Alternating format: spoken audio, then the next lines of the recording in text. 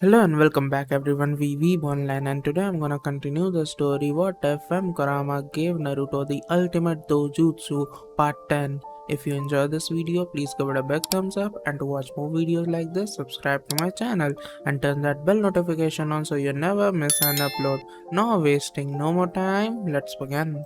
The hospital room. Naruto rubbed his chin and opened his eyes. He sighed as he realized he was still in the hospital room. He'd only been sleeping for about 3 hours. He noticed that the sun had set and that the entire village had turned dark. He could only speculate that he had awoken only to return to sleep.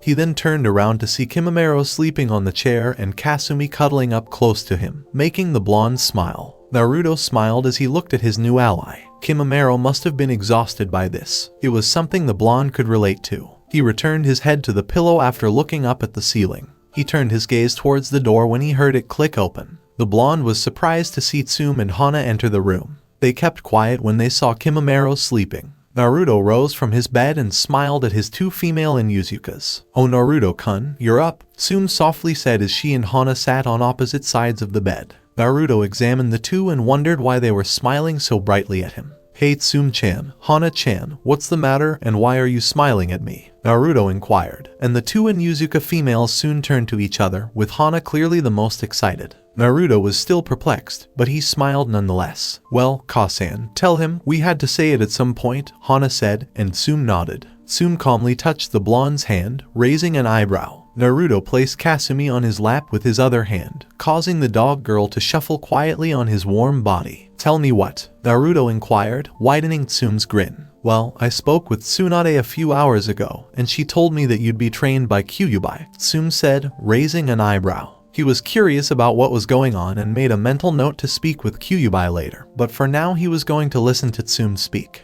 "Well, Naruto, what I wanted to tell you is that I want to combine our clans," Tsume explained, widening Naruto's eyes. Tsume desired to join clans with him. Naruto remembered asking Sarutobi if clans could combine, and the old Hokage said they could. Naruto had never forgotten about it. He'd always wanted to join forces with Tsume. "Really, Tsume-chan? You want to combine our clans?" Naruto inquired, and Tsume nodded without hesitation. Naruto's face split into an ear-splitting grin, and the blonde could only smile. "Did you discuss it with your clan?" Naruto inquired, and Tsume immediately nodded. Everyone saw nothing wrong with it. They said the clan is more lively with you around, so they figured it would be a good idea. The Inuzuka clan has already agreed to it. The only thing left is for you and your other members to decide, Tsume said, and Naruto's eyes widened once more. He pondered how wonderful this would be. Wouldn't that be something incredible? "All right, as soon as I get out of here, I'll talk to everyone about it," Naruto said, and Tsume immediately grabbed his head and kissed him. Tsume's rash behavior enraged both the blonde and Hana. Tsume quickly ended the kiss with Naruto, and Hana pouted and grabbed Naruto's head, kissing him as well. Naruto had no idea where this came from, but he wasn't complaining. Hana's kisses were always sweet to him, though the two kisses combined to make him feel a combination of Hana and Tsume in his lips. Hana soon let go, leaving Naruto with his mouth open. "What was that for?" Naruto inquired, causing Hana and Tsume to shrug. "Just for being you, I guess," Tsume said as she stood up to leave, followed by Hana while Naruto closed his mouth. "Where are you going, you two?" Naruto inquired, making Tsume and Hana laugh. "We're off to see Kiba. He may be sleeping, but he usually wakes up around this time, so we'll say hello and be on our way," Tsume said.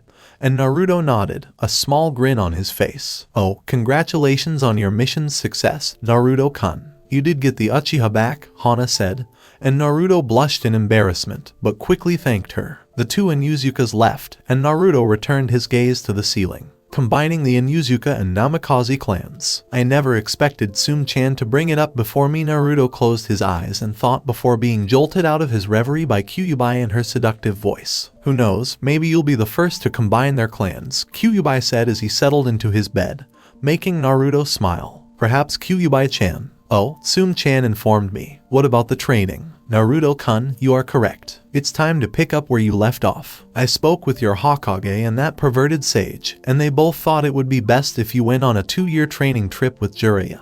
But I told them I would train you here. It's a better plan for the time being." Naruto could hug Kyuubi to death right now, Kyuubi said, and Naruto nodded. "Thank you, Kyuubi-chan," Naruto said, and Kyuubi smiled and sat down on the grassy mindscape that she still enjoyed. Naruto-kun, I think it's about time I told you what my real name is. Kyuubi is just a title, but I really want to introduce myself, Kyuubi said. And Naruto nodded, telling her to wait a second before closing his eyes. Naruto's mental landscape. Naruto turned his head to see Kyuubi sitting on a tree looking into the distance, and the blonde sat next to her. Okay, I'm here. You haven't told me your real name before, have you? Naruto said, and Kyuubi nodded. Our names are important to us Biju. We call ourselves by our titles. We only give our names to people we completely trust. And Naruto, I'd like to tell you mine, Kyuubi said, causing Naruto to gasp. Kyuubi smiled at her blonde's surprise and laid her head on Naruto's shoulder while Naruto waited for Kyuubi to say her name. Just so you know, it's not particularly feminine, but it's Kurama. Kurama Naruto-kun is my name. Naruto gently smiled at what Kyuubi said. Kurama, Kira-chan, perhaps. Kyuubi snickered at Naruto's attempt at an affectionate use of his name. However, there are times when a Biju will abandon their name and seek a new one. Why don't you try to give me a more feminine name or at least a different title than Kyuubi? Naruto-kun, Kyuubi said, and the blonde nodded, racking his brain for something to say, and soon his eyes gleamed. Kanari-chan or Kana-chan, Naruto said, and Kyuubi raised an eyebrow. It took her a few minutes to figure out what that word meant. It was the kanji for the word pretty, and it made Kyuubi blush. It appeals to me. Kurama or Kanari? I'm going to go with Kanari. My name is Kanari, Kyuubi said, and Naruto nodded with a kiss on her cheek. Kyuubi giggled and stood up, and Naruto followed her. So, when do I begin training Kana-chan? Naruto inquired, and Kyuubi deliberated for a few moments. Let us begin in 3 days. This will ensure that you have enough time to recover. You're fine. But I just wanted to make sure, Kanari said, and Naruto nodded in agreement. But the blonde narrowed his eyes when he noticed the word seal around Kyuubi's neck. Kana-chan, come here for a second, Naruto said, and Kyuubi approached the blonde and took a position in front of him. What exactly is it, Naruto-kun? Naruto raised his hand and reached for Kyuubi's small collar. His method was only temporary, so if Naruto's chakra ended, so did Kyuubi with the Kai Bunshin. Kyuubi widened her eyes as she watched Naruto grab her collar. Then I'll trust everything to you, Kana-chan, Naruto said, about to tear off the seal when a hand grabbed his and the blonde widened his eyes. He was quickly pushed away from Kyuubi, making the two narrow their eyes at who could be in this seal other than them. Naruto gritted his teeth and rubbed his head before looking up and gasping. He was staring at himself only a few years older and in a white coat. Tsunade, Naruto said, and Minato turned around, grinning as he looked at his son's outfit. Well, my son looks really good in those clothes, Minato said, and Naruto quickly rose to his feet. Minato stared at Kyuubi, but what surprised him was that it wasn't a giant beast, but rather a young, beautiful woman. Another ruse, Kyuubi? Minato inquired, and Kyuubi rolled her eyes and decided not to respond. Naruto was aware of this, and could tell that Minato hadn't had as much fun speaking with Kyuubi as he had. Naruto quickly rose to his feet and sighed. Tsunade, relax. Kyuubi-chan is fine, Naruto said, and Minato's eyes widened at Naruto's affectionate use of the tailed beast's name, which shocked the yondaime. He turned to see the sternness in his son's eyes, and could tell that Naruto knew Kyuubi a lot better than Minato ever did. Naruto, Minato said, and the blonde approached Kyuubi, grabbing her collar and smiling. Tsunade believes in me and Kana-chan. I wouldn't do this unless I trusted and loved her, Naruto said, and Minato's eyes widened enough for him to drop his kunai at the word love. How can you love a Biju, Naruto? Minato inquired, and Naruto raised an eyebrow before smiling and quickly grabbed Kyuubi's head before slamming his lips to hers, shocking both the Biju and the yondaime. Kyuubi soon caught up with the act and wrapped her arms around Naruto. Kyuubi let out a small moan, making Naruto chuckle at her. Kyuubi blushed in embarrassment, but pouted when Naruto let go of her lips. Please, Tsunade, do not despise Kyuubi. It's not her fault, and I don't hold it against her. Naruto's words made Kyuubi blush and Minato gasp. Naruto-kun, Kanari exclaimed, as Minato approached Naruto and eyed Kyuubi, who remained behind him. Naruto narrowed his eyes at the possibility of an attack by his father, but his father's actions were misinterpreted, and Minato placed his arm on Naruto's head and ruffled his hair, confusing the blonde. You look exactly like your father. You must have an affinity for red hair. Naruto widened his eyes as Minato spoke. Kyuubi smirked and grabbed Naruto, pressing him to her body. Naruto chuckled and turned to face Kyuubi. Perhaps I do, Tsunade, Naruto said, and Minato stood to his feet, but Naruto sat on the ground and Kyuubi followed, and Minato soon sat down as well, and Naruto turned to face him. Why me? Minato sighed, knowing Naruto would want to know, and he could only imagine the kind of life he imposed on Naruto with such a burden. But he was an adult, and he decided to tell his son. Because I knew you could do it, Minato said, raising Naruto and Kyuubi's eyebrows at what Minato meant. What exactly do you mean? Naruto inquired, and Minato chuckled as Kyuubi allowed the two to converse. She may have disagreed with Minato, but she loved Naruto more than enough to put that aside. That is, I knew you could control Kyuubi's power. I knew you'd use Kyuubi's power to help the world and become a great shinobi, possibly even surpassing me. I chose you as well because I couldn't ask someone to give up their child if I wasn't willing to do the same. It made Kushina very sad, and she went on a rampage. I believe I can still feel the lump on my head, Minato said with a smile, and Naruto laughed. Trust me, I know it's not Kyuubi's fault, Minato said, startling Naruto and Kyuubi. Yeah, I know she isn't the main issue. I knew Kyuubi was under someone's control. If I had to guess, it would be Madara Uchiha, Minato said, and Naruto's eyes narrowed and his Shinsenagon unconsciously flared in anger. Minato seemed to notice and wonder about his son's expression, but he ignored it. Madara Uchiha, but he's the one who aided Konoha's allegiance with our Shadaime. Is he still alive? Minato sighed as Naruto inquired. That was beyond my comprehension. Maybe you can, son, but all I know is that he wanted to control Kyuubi in order to destroy Konoha. He had a strange ability as well, Minato said, and Naruto and Kanari both raised an eyebrow. If Kyuubi knew about Madara's ability, she could better prepare Naruto for it. San, what was it? Naruto asked, and Minato narrowed his eyes at the ground. Naruto must have been curious, but if Minato could help out and get his son to fight Madara, he figured it would be fine. It was a jutsu of space and time. He had the ability to render himself intangible to anything that attempted to touch him. You'd just be passing through nothing. It fooled me for a while, but I eventually figured it out. What you must understand, Naruto, is that if you do fight him, you must anticipate his attacks and strike 1 second faster. Naruto narrowed his eyes as Minato said. He had to predict Madara's attack a second faster or he wouldn't hit him at all. It may appear impossible, but you can do it, son. Even so, I can't let you take the seal to Kyuubi. She must not be allowed to roam freely, Minato said, and Naruto narrowed his eyes at him. The last thing he wanted to do was fight his father for Kyuubi's freedom, and he doubted he could win on his own.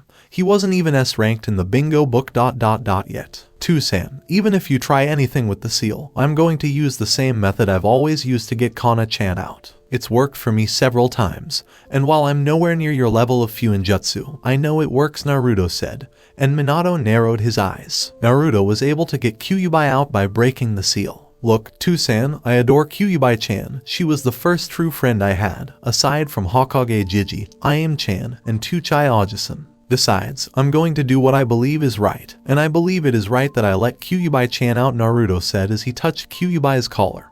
But Kyuubi stopped him with a gentle hand on his. It's fine, Naruto-kun. I'm glad you trust me enough to remove it, but it might be better if I stick to the seal. I'd like to be free like I used to be, but the seal brought us together. Kanari was the name you gave me, and I adored it. Kurama is still my name, but you gave me a unique moniker. Perhaps Minato brought you to me. Naruto-kun, seal or no seal, I'm not going anywhere, so there's no need to remove it. Minato was taken aback by Kyuubi's words, which made Naruto's face sad. The blonde had never expected Kyuubi to be so affectionate. Kana-chan, Naruto said, nodding and taking his hand away from the seal, as the blonde sighed and turned to face his father. San, thank you for informing me. I'll definitely find out who did this. Naruto spoke up, and Minato nodded. Okay, Naruto, just watch it. I was supposed to appear if you advanced past the 8th tail of your Jinchuriki form.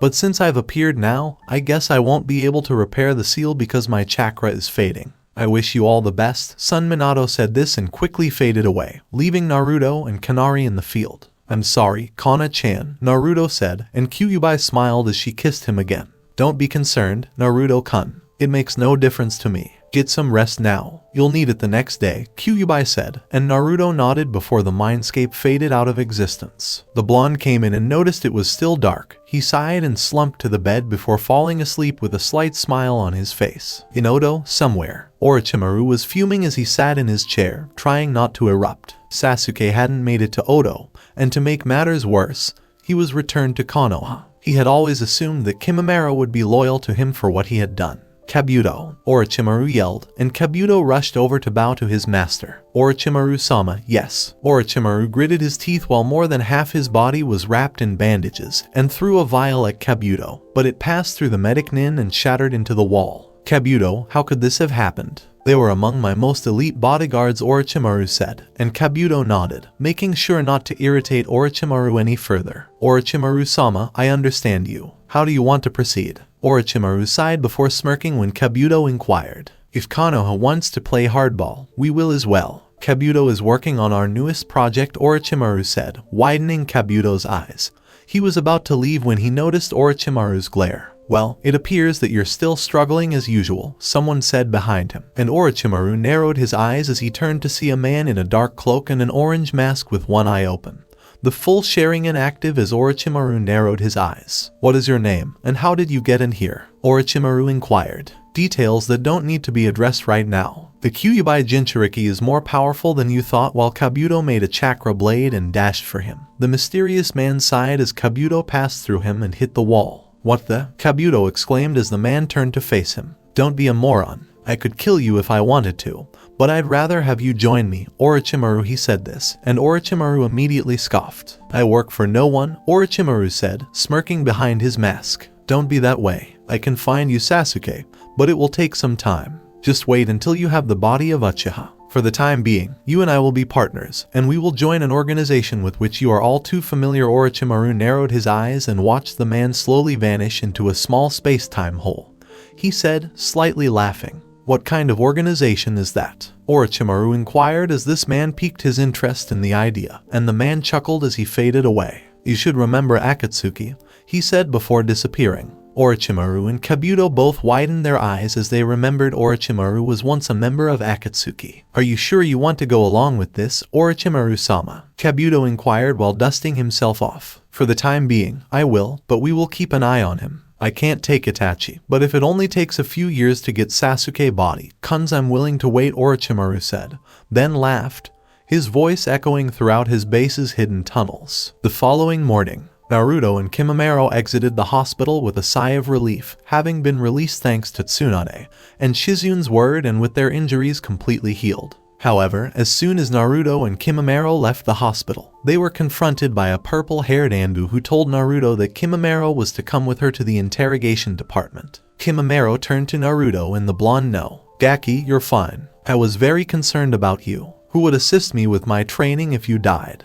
As Naruto was crushed between her gloriously soft globes, Anko inquired. It's great to see you both, Anko-chan. Did you complete the entire week? Naruto inquired, and Anko nodded. Sure enough, I did. Nai-chan did as well. We are currently awaiting your additional training methods. Naruto nodded as Anko said, but he wondered if this would cause problems for the blonde with his other training with Kyuubi. Naruto-kun, it's not a problem. I can actually train you while you train Kurenai, Anko, and even Fu. I'm not going to let you go to waste here. Naruto sighed in relief as Kyuubi said this, but there was also some nervousness in there. Mitarashi-san, I've brought Kimimaro-san here, the Anbu said before Anko chuckled and tore off the Anbu's mask, revealing Naruto the drop-dead gorgeous face behind it, making him gulp. Anko grinned as she swung her arm around the female Anbu's shoulder. Yugao, hurry up. Stop being a stumbling block. Learn to appreciate life. Naruto noticed the beautiful Anbu's face sadden a little more before she sighed and walked away, as Anko said.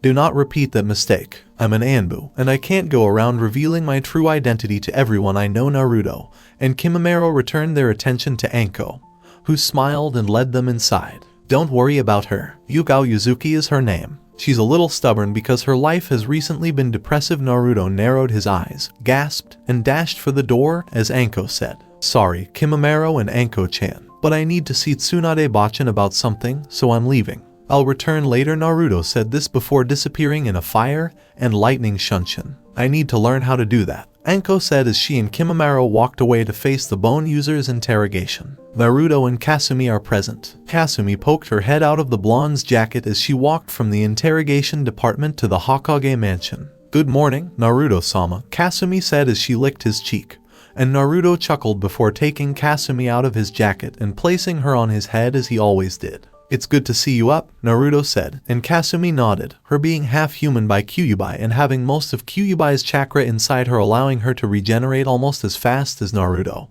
which was all good for her. Where have the others gone? Kasumi inquired, and Naruto sighed, a lonely expression on his face. They are still hospitalized. I don't think they'll be available for a few weeks. After all, they lack our regeneration, Naruto said, and Kasumi nodded, whimpering, before Naruto patted her head. Kasumi-chan, come on. It'll be fine. After all, they are my cherished comrades, Naruto said, and Kasumi's face brightened with a happy yip. I only hope Kimimaro is okay, Naruto said as he entered the Hokage mansion. The blonde sighed as he was subjected to multiple people bowing to him and the various callings of Naruto-sama or Namikaze-sama. It really irritated Naruto. The only ones who could get away with that because it was more endearing and real than this were Kasumi and Kimimaro. Naruto climbed the stairs and knocked on the door. Come in, Tsunade yelled, and the blonde twisted the knob and opened the door, revealing Sakura, Lee, and Shino. The blonde raised an eyebrow, but paid no attention as Naruto walked up to the Hokage's desk.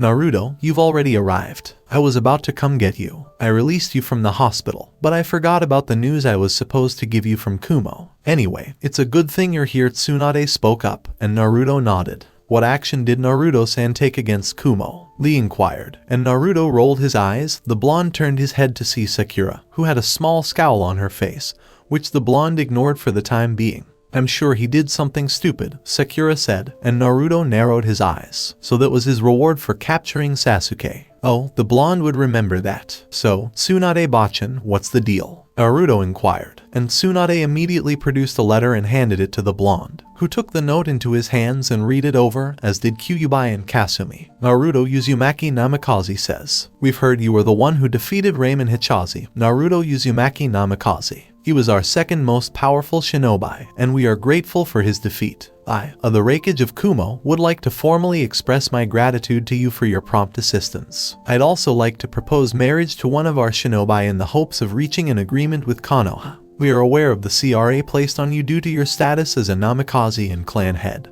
and we want to assure you that it will not be a problem. According to Ramen's defeat, the rest of his possessions are rightfully yours, and we would like to deliver them to you. If you agree, we would like to meet when you respond. That's all. Kumo's Raikage. Naruto narrowed his eyes as he stared at the note. Is it a marriage proposal? How in the world could he have gotten married already? He also wondered what Tsum thought. Raikage did say that the CRA was good, so he wouldn't have to worry about losing Tsum. But marrying someone other than Tsum or the girls he loved seemed like a joke. Tsunade inquired, well, Naruto, what does it say? The blonde stared at the note for a little longer, as if his mind was trying to reconcile what the note was telling him. Shino, Lee, and Sakura tried to wait in silence. I'm sure Naruto Baka is in trouble, Sakura speculated, and Shino soon placed his hand on Naruto's shoulder, forcing the blonde to look at him. Would you please tell us what it says, Namikaze-san? Shino asked, and Naruto sighed. Naruto's hair was ruffled by Kasumi, and Kyuubi told him to go ahead.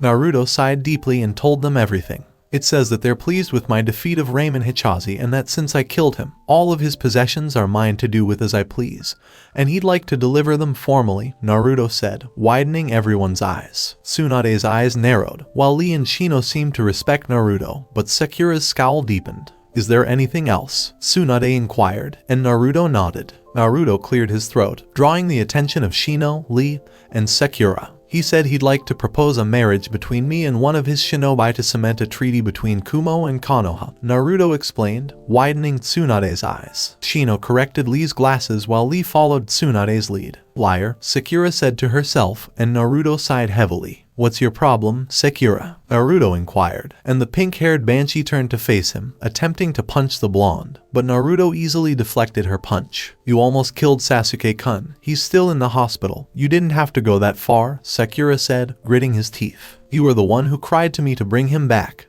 And I did. It's not like he would have come back if I simply asked him. I had to fucking fight. Mind you, I was tired from the fight with Akira the day before, and I wasted even more chakra just getting to his ass, Naruto said, making Sakura gasp. The blonde sighed, his eyes widening. He then turned and bowed to Tsunade. Sorry, Bachan, I didn't mean to explode in your office. May I leave now? Naruto inquired. Tsunade nodded and took Naruto's note. When she asked if she should respond, the blonde sighed. He didn't want to make that decision right now, but it didn't matter. Yeah, Tsunade Bachan. Tell them I said thank you, and before I agree to that marriage proposal, I'd like to discuss it with them with Sun-chan present, Naruto said, and received a nod from the Godame Hokage indicating that she would do what he desired. Naruto thanked her and walked out of the office. Tsunade turned to face Sakura, her gaze narrowed at the pink-haired girl. That wasn't right, Sakura. Remember, you did cry for Naruto to bring him back, and he did. Haku, my apprentice, is in the hospital because it was her mission and because she wanted to help you.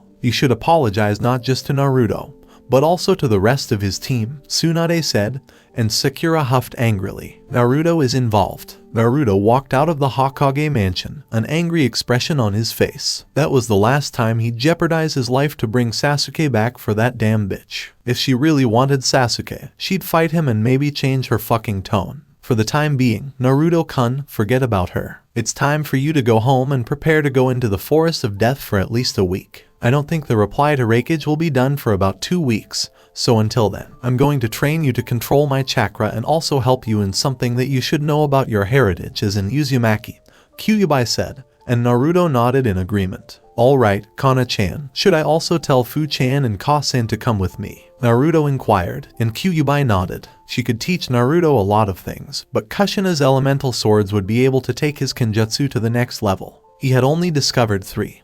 But if there were 2 more, Kyuubi would be delighted for Naruto to have them all. I'm going with Naruto-sama. I want to train as well. That last fight showed me my limits, and I'm going to break them all, Kasumi exclaimed, as Naruto chuckled and patted her on the back. He quickly dashed off towards his house. He'd also have to work hard to keep his new bloodline from Kimimaro under control. He also wanted to try something new with Haku. It was all making Naruto shiver with delight. Compound Namikaze, Kushina and Fu sighed as they felt the compound's emptiness. They were overjoyed that Naruto and his group had returned and that the mission had been a success, but when they learned about their injuries, it made the 2 girls nervous, especially Fu. Fu and Kushina were currently sitting on the couch in the living room, with Kushina offering Fu some tea to calm her down. Fu thanked Kushina and sipped the warm cup from her hands. Come on Fu, Naru-kun will be fine. After all, he was trained by Kyuubi, Kushina said, and Fu's eyes widened. She turned to face Kushina and exclaimed. She knew Naruto had told her to keep it a secret from his mother that he had been trained by Kyuubi and that Kyuubi could roam freely. Fu, of course, agreed and never said anything, so this surprised her greatly. How did you know? Fu inquired, and Kushina laughed. She used to be a Jinchuriki. She'd seen Naruto often talking to himself or his Biju.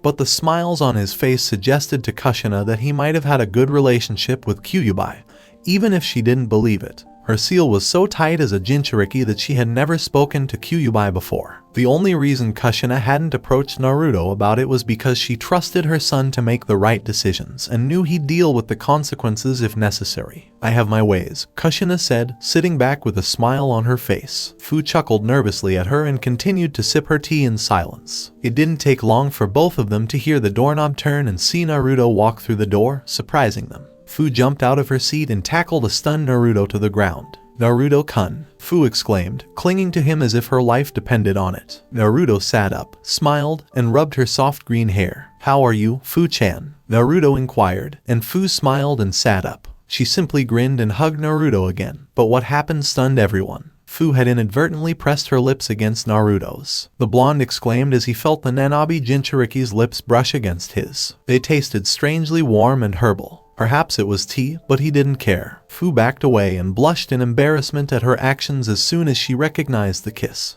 Sorry about that, Fu apologized, though she touched her lips and felt herself savoring the taste. Naruto laughed and rose to his feet in response to her actions. It's okay, Fu-chan. Your lips are quite soft, Naruto said, making Fu blush in embarrassment at her actions. Hey Ka-san, how are you? Naruto inquired, and Kushina immediately embraced her son. Naruto returned his mother's hug with a smile. Fu observed the simple exchange between mother and son for a few moments before the two decided to separate. We heard you brought Sasuke back. Congratulations on the mission, Naruto-kun, Fu said, and Naruto grinned and nodded. He then smiled as he looked at Fu's books on Fuinjutsu on the floor. You've been busy, Fu-chan, Naruto observed, and Fu nodded. She had been practicing almost the entire time Naruto was not present. She only had a vague idea, and Naruto smiled before rising to his feet. Alright, you two. It's time we got serious. I realize I still need training and can improve. Fu-chan, it's time to start your Fuinjutsu training.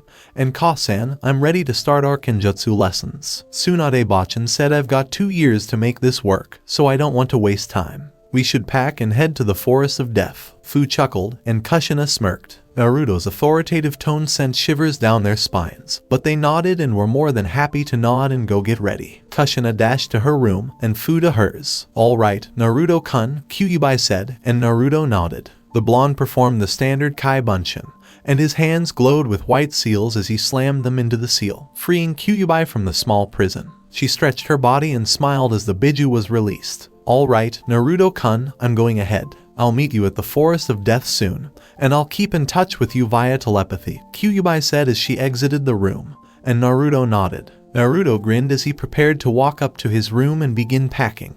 But there was a knock on the door, and the blonde raised an eyebrow and walked up to the door. When he opened it, the first thing he saw was Hinata at the door. Naruto smiled at her as she blushed as usual. Hey Hinata, how are you? Naruto inquired, and Hinata gulped while gazing at the ground. Naruto chuckled, finding her nervousness amusing in a way. Hello Naruto-kun. I was wondering if you'd train me, Hinata said, causing Naruto's eyes to widen. Hinata gulped again as she found his gaze unsettling. Well, I don't mind training someone, but why? Naruto inquired, and Hinata smiled gently at him. Because why you have the Byakugan as well. I'm not as good as Neji Nason or my little sister, Hanabi. Kurenai-sensei said that if I'm having trouble, I should ask you for help. She told me how she improved thanks to her training with blindfolds and her taijutsu improved a bit. She said that she'd like you to continue training her. He saw her in Neji's match, and while Hinata was good, he knew she couldn't compete with Neji. Alright, Hinata-chan, have a good time. I was about to go training with some others. You should get your father's permission before coming. But if you can, I'll train you to use it, Naruto said, and Hinata nodded and walked away. Naruto sighed and rubbed his temples. Why am I training everyone? I could just bring Kurenai-chan and Anko-chan to the Forest of Death when she's done. Chances are we all need training. Naruto thought to himself as he closed the door and walked up the stairs. Naruto entered his room and began to seal his clothes into his scrolls. He only brought the necessities, which included 3 pairs of shirts and 3 pairs of pants. That was fine because he probably didn't need his jacket. Naruto sighed and sat for a moment on his bed. He wondered how much stronger he'd be under Kyuubi's tutelage, but also if he'd be good enough to teach everyone. Naruto knew his training with Kurenai and Anko had been a success, but he wondered if there was anything else he could do better. Let's be honest, he might have been Yondame's son, but even he had his share of problems. Oh well, I'll just do things as I go, Naruto said, leaping to his feet. The blonde then heard a humping sound. When he turned his head, he was taken aback by what he saw. He wouldn't have believed it if he hadn't been awake. His swords hummed next to each other. The blonde extended his hand to touch all 3 of them. The blonde noticed their humming and they soon calmed down. He raised an eyebrow at each of them, realizing that he knew nothing about them, whereas Raymond did. When Naruto fought him, Raymond immediately realized that Naruto's sword was the embodiment of fire, which Naruto was unaware of. Naruto was overjoyed that he would be receiving some of Raymond's belongings. It would give the blonde time to go over his notes on the swords, if he had any. With a yell, Fu soon jolted Naruto out of his trance. Fu yelled, Naruto-kun, Kushina, and I are ready to go. Naruto sighed. Well, I'll think about it later, Naruto said to himself as he gathered his belongings. He put them all in his backpack and went downstairs. He noticed Kushina carrying a backpack and Fu carrying the travel pack she always carried. Alright then, let's go. I'll keep a clone here just in case someone else returns, Naruto said, prompting Kushina and Fu to agree. The 3 quickly left the house and made their way to the Forest of Death, along with Sasuke. After his fight with Naruto, Sasuke was sleeping peacefully in his bed. However, Anbu guards were stationed at the door because they didn't want anyone getting any strange ideas about the Uchiha. Sasuke still had to stand trial for leaving Konoha, but they couldn't hold the trial while he was unconscious. Sakura and Ino, Sasuke's 2 main girls, were in the room with him. They both remained by Uchiha's side. Ino was really only there to help. Contrary to popular belief, after the Chunin exams, Ino stopped acting like a fangirl and began to develop into a kunoichi. She still liked Sasuke, but her admiration for him had waned as she realized he wasn't the greatest in the world. How long do we have to stay here, Sakura? Ino inquired hastily. She hadn't intended to stay long because she had other things to do, one of which didn't require her to be near Sasuke all day. Sakura scoffed as she looked at Ino. How can you be so cold, Ino? Sasuke-kun needs us, Sakura said, rolling her eyes. Sakura, don't you need to meet with your team or something? Asuma-sensei, Choji, Shikamaru, and I have to meet in like 10 minutes. Gai-sen gave Tenten, Lee, and Neji the week off because Neji is in the hospital because of Sasuke. You should have seen Tenten's face when she heard about Kiba. I heard she hasn't left his bedroom all that time. It wasn't Sasuke's fault. It was this stupid curse mark that was controlling him, Sakura yelled, while Ino sighed. Whatever, you have your point of view and I have mine. Well, I have to go, Ino said as he opened the door. Oh, and I won't be around for a while because Tsunade-sama agreed to make me her apprentice alongside Haku, so I'll be tied up for the time being, Ino said before departing. Sakura narrowed her eyes and brushed a hand across Sasuke's face, admiring the Uchiha's face. As he got out of bed, Sasuke's eyes shot open, startling Sakura. When Sasuke looked around the room, he realized he was in a hospital. He noticed Sakura right away. Or rather, he was forced to notice her because she was right up in his face with a smile. Sasuke-kun, you're awake, Sakura exclaimed as she hugged Uchiha. Sasuke seethed as he looked out the window to find himself back in Konoha. Damn dope, I'm back in here, Sasuke thought as he motioned Sakura to get off him. Sasuke rose to his feet as soon as the pink-haired girl obeyed. You shouldn't get up, Sasuke-kun, you're still hurt, Sakura said, rolling his eyes. I'm not so weak that I need you to help me or tell me that, Sasuke said as he approached the door. He was immediately confronted by two Anbu guards who grabbed his arms and held him tightly. Hey, let go of me, yelled Sasuke, his sharingan flaring. The two Anbu were not afraid of the genin and only looked at him with their kai flaring to scare him slightly. You are confined to this room, Sasuke Uchiha, until your trial, they said, and Sasuke's eyes widened. Trial? Sasuke inquired, and the two Anbu narrowed their eyes at him. Sakura's eyes widened and she dashed to Sasuke's aid. Wait, Sasuke-kun hasn't done anything wrong. Why does he need a trial? Sakura inquired as the Anbu looked at her. Perhaps you forgot, but Sasuke Uchiha left the village, which makes him a criminal. He is now confined to this room until we receive word from Hokage-sama, one of the Anbu said, returning Sasuke to the room. As he sat, the Uchiha seethed and huffed. His day had gotten off to a bad start. Using Kiba. As he awoke, Kiba groaned. As he lay up in his bed, his head was killing him. The Inuzuka winced as he noticed the numerous bandages on his body. I don't recall taking this much punishment, Kiba smiled, then heard a groan. Tenten was sleeping next to his bed, and the Inuzuka chuckled as he looked at her calm face. She's a pain and stubborn, but that's what I like, Kiba said, and Tenten immediately awoke and looked to see Kiba awake. Tenten exclaimed, Kiba, you're awake, and hugged Kiba, causing the Inuzuka to wince in pain. Tenten exclaimed, apologized, and backed away. How long was I gone? Kiba inquired. Tenten sighed and rubbed her temples. Tenten sighed as he said, at least 3 days, if not 4. He knew he wouldn't be leaving the hospital for a while, so he and Haku were still here, but Naruto was completely different. Where is Naruto? Kiba inquired, and Tenten laughed. Tenten said, he left a few hours ago, and Kiba sweat dropped. He couldn't possibly outwit Naruto when it came to getting out of the hospital, could he? He narrowed his eyes and looked out the window at that point. And Sasuke? Kiba inquired. Because of the mirror's reflection, he could see Tenten's disdainful expression. She was a little too protective of Kiba, but he didn't mind. He actually thought it was cute. He's in another room. I'm not sure what's going to happen. Tenten expressed dissatisfaction. Kiba chuckled and leaned back on the bed. Geez, if he gets off easy, I swear I'm going on a rampage, Kiba said, and he heard a yip from Akamaru, who was lying next to him on the bed. Kiba smiled as he petted Tenten's head, making him laugh. Not before me, Kiba-kun, Tenten said, reclining in her chair. Kiba smiled and turned to look at Tenten. Did you ever hear about the nurse who managed to make the patient better in only a few days? Say Ten-chan. Kiba asked, and Tenten blushed. She grew a tick mark on her back and slapped Kiba. Oh, Kiba-kun, you must be feeling better already, Tenten said as she slapped Kiba's back harder and harder, making the Inuzuka cry out in pain.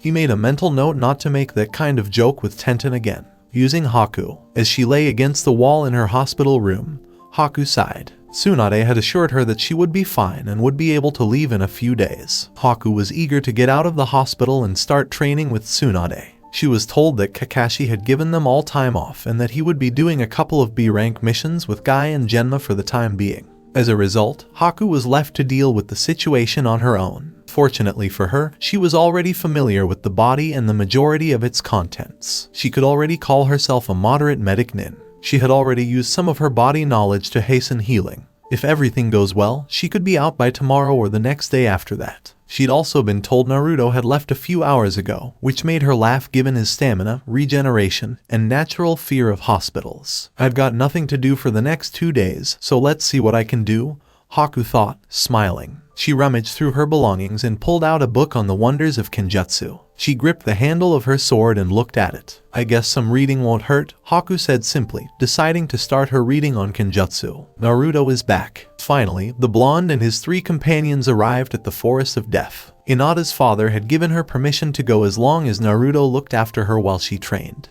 Naruto took a mental note from Kyuubi that she was ready inside and directed them to the far left of the area, which was where the dangerous animals avoided. Are you all ready? Naruto asked the 3 ladies. Fu, Kushina, and Hinata all nodded. Naruto grinned as the 3 ran through the trees and past the gates. The location Kyuubi had told Naruto about wasn't too far away, so they'd be there in about 15 minutes tops. For the time being, they were all filling in. It would be a week until they were finished, and Naruto had every intention of making the most of that time. Naruto and Kyuubi agreed that the blonde would be trained in his sleep to save time. That was another reason Kyuubi wanted to train Naruto. She could give Naruto twice the training time that Jiraiya could, so if Jiraiya could give him 2 years, Kyuubi could give him 4 years. After 15 minutes, the blonde and his group arrived at the location mentioned by Kyuubi, just as Naruto predicted. It was a large open area with a waterfall, perfect for training, bathing, and other fun activities. Alright, we'll worry about pitching camp later. For now, we'll just get right into it, Naruto said to everyone.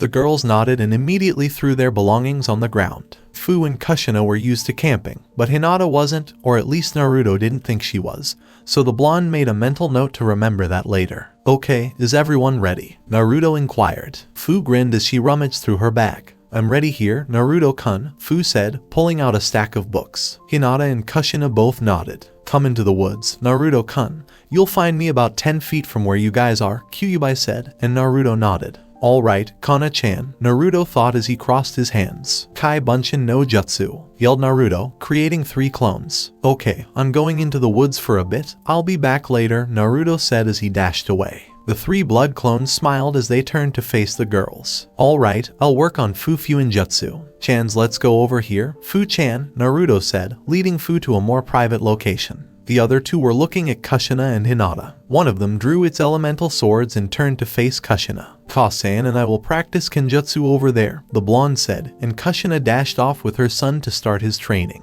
It appears that I will be teaching you the Byakugan Hinata, and I hope to work well with you, Naruto said, and Hinata nodded. This was going to be a good training day. With the genuine Naruto, Naruto dashed through the woods and appeared in another location. He noticed Kyuubi on a tree and smiled as she somersaulted to the ground. Are you ready to begin, Naruto-kun? Kyuubi inquired. Kyuubi smiled as the blonde nodded with a grin. Alright, then, Kyuubi said, I'm going to start teaching you about your clan and its connection to the Sage of 6 Paths. Naruto's eyes gleamed. All known forms of ninjutsu were created by the Sage of 6 Paths. He also possessed the legendary Rinnegan Dojutsu. The blonde would have said it was fake, but Naruto knew better. He wasn't sure if it was real or fake, but he listened intently until Kyuubi asked a question. Tell me, what do you know about the Sage of 6 Paths, Naruto-kun? Kyuubi inquired, and the blonde sat on the ground for a few moments, thinking, with Kyuubi close behind. I know he's basically the creator of all ninjutsu, and he was said to have the Rinnegan, but that's all I know, Naruto explained. Kyuubi sighed and nodded. She had to curse the fact that the sage was no longer as common as it once was. Then let me tell you that everything you've heard about him is true, Kyuubi said, and Naruto's eyes widened. Was there such a thing as the Rinnegan? Alright, I'll backtrack a little. You've heard of the Uchiha and the Senju, right? Kyuubi inquired, and Naruto nodded. Yeah, they're the founders of Konoha, along with our Shadame, Hashirama Senju, and Madara Uchiha, Naruto said, emphasizing the last name. Kyuubi nodded and went on. They are the founders of Konoha, but they are also the 2 ancestor clans of the Sage of 6 Paths, Kyuubi explained, and Naruto gasped. So Senju and Uchiha were huge names, much bigger than before. Naruto could only imagine what would happen if Sasuke found out. His ego would soar through the roof. When the Sage of 6 Paths died, both the Senju and the Uchiha wondered who was the rightful heir to the Sage of 6 Paths. They weren't sure, so they fought it out for a long time through most of their lives. It wasn't until your Shadame, Hashirama Senju, and Uchiha Madara signed a treaty to stop fighting and instead build a village where they would be in charge. So they made Konoha, Kyuubi said. But what does that have to do with me as an Uzumaki? Naruto inquired, and Kyuubi chuckled at her container's impatient expression. Getting to it, Naruto-kun. As you know or should know, the Uzumaki were the greatest Fuinjutsu masters. In fact, their Fuinjutsu was primarily what made them a powerful clan. They could do so many amazing things with the seal arts that they were even feared for all their techniques. The only non-Uzumaki who could match up to them was your father, Minato Namikaze. The red swirl was on the back of his jacket. Naruto noticed a lot of swirls on the backs of Jonin vests now that he thought about it. He was always curious as to what they were about, but Kyuubi persisted. So it was agreed that Konoha and Uzu no Kuni would have a marriage proposal. One of your grandmothers, Mito Uzumaki, and your Shodaime, Hashirama Senju. If I recall correctly, Mito was my first Jinchuriki, with your mother being the second and you the third, but anyway. It was then that the Senju bloodline had been passed down to both Uzumaki and Senju ancestors. In a way, you and Tsunade, this was a lot to take in. He'd never be able to handle it all if he was younger, but Kyuubi had one more surprise in store for the blonde. But let me tell you something else. The Sage of Six Paths had 3 other Kekai Genkai. They were the Yin Release, Yang Release, and Yin Yang Release. Yin Release is techniques based on the spiritual energy that governs the imagination. It can be used to create form out of nothingness. Yang Release is techniques based on the physical energy that governs vitality. It can be used to breathe life into form. Everything was incredible. Naruto had never known this before. But what makes you think I have all of these? As you said, it hasn't been proven that any Uzumaki has any of these, Naruto said, to which Kyuubi nodded. That's because they were wiped out before anything could be found. Kyuubi explained, but you Naruto-kun, you or Sasuke, or even both of you, could be the sole successor to the Sage of Six Paths. I know it could be you. Naruto's grin widened. He'd be amazing in 2 years. What are we waiting for, Kana-chan? Let's get to training, Naruto said, and Kyuubi nodded. Alright, Naruto-kun, Kyuubi said, I'll train you to the best of my abilities. Naruto nodded. Oh Kana-chan, Naruto said as he approached him with Kyuubi. Yes, Naruto-kun, she replied. If it's possible, Naruto said, I'd like to go to Uzu no Kuni when I get the chance. Kyuubi agreed. Consider it done then, Kyuubi said as she and Naruto rose to their feet to begin training the blonde. Naruto found a renewed resolve to train harder for the sake of the clans after hearing Kyuubi's explanations about the Shodaime and his heritage as an Uzumaki. He couldn't imagine how much responsibility that would entail, but he didn't mind. He was already the clan leader of the Uzumaki Namikaze clan, so he wasn't about to shirk his duties. Kyuubi, or Kanari, as Naruto renamed her, rose to her feet and smiled. Alright, Naruto-kun, it's time to get started. Remember, we've got 2 years to turn you into an even more amazing shinobi. Now, tell me what you want to learn first, and we'll go from there, Kana said, and Naruto nodded while rising to his feet. He went over all of Kyuubi's information and considered it for a moment. There were so many things he wanted to try, but he didn't know where to begin. Kyuubi waited patiently for Naruto to request his training, but he would be trained in everything she had to offer regardless. It's hard to choose, but I guess I want to know if I have Mokyuten Jutsu to be that close to the Shodaime. I can't wait to see, Naruto said, as Kyuubi laughed. He might want the Rinnegan, she reasoned, but that could wait. Alright, Naruto-kun, let's get started. Try not to tire yourself out ... yet, Kyuubi said, and Naruto gulped but nodded. Together with Naruto and Fu. See, Fu-chan, if you write it this way and then apply chakra to it, you get this result, Naruto explained, and Fu nodded in agreement. She felt much more capable after learning one of the most difficult arts in the shinobi world. I think I understand, but why are the brush strokes so precise? Fu inquired, and Naruto chuckled before pulling out another pen and some paper. He turned to Fu and wrote the kanji for the word fire. Because Fu-chan, if you don't, it'll backfire. I wrote the kanji for fire, but I wrote it with errors. Now see what happens when you put chakra into it, Naruto said, causing Fu to back away. He created another clone and instructed it to insert chakra into the paper. When the clone did, a massive explosion erupted from the location, shocking Fu with its magnitude. That's what happens. If I did it correctly, the fire would have just ignited the paper, but it exploded. That's why brush strokes are important. I can't have you releasing chakra into the seals until you work on your brush strokes,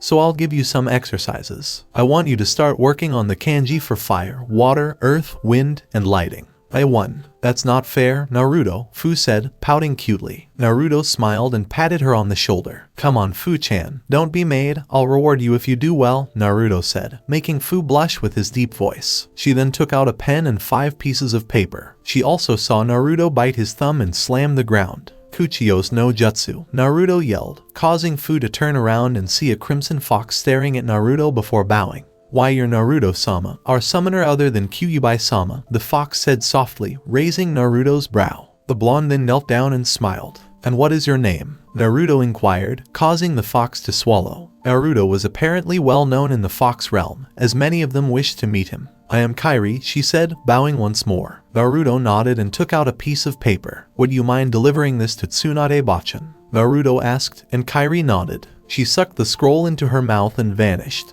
He smiled as he returned his gaze to Fu's perplexed expression. Come on Fu-chan, chop chop, Naruto said, and Fu returned to her writing while Naruto watched, along with Naruto and Kushina. While the Kai Bunshin was teaching Fu Fuinjutsu, the other was learning Kenjutsu from Kushina as multiple sounds of metal clashing rang through the forest. Come on, Sachai, you've got to be faster than that, Kushina said as she deflected one of Naruto's elemental swords. The blonde cursed as he blocked one of his mother's lethal strikes and performed an impressive spin in the air before surprising his mother by kicking her to the side. Naruto stood up and grinned as he drew his sword back into his hands. Kushina nodded and smiled. Good Sachai, keep your movements free and don't overextend. You're doing great, but that's not all I can do, Kushina said as she closed her eyes. Naruto immediately dodged a chakra chain and widened his eyes. He saw Kushina dash for him and blocked her sword. As the two clashed, she put more weight into her body. Naruto clenched his teeth as Kushina smiled at him. She was still holding back, and Naruto was aware of it. It hurt because this was strictly Kenjutsu. He had no Sharingan, Byakugan, Shinsei Nagan,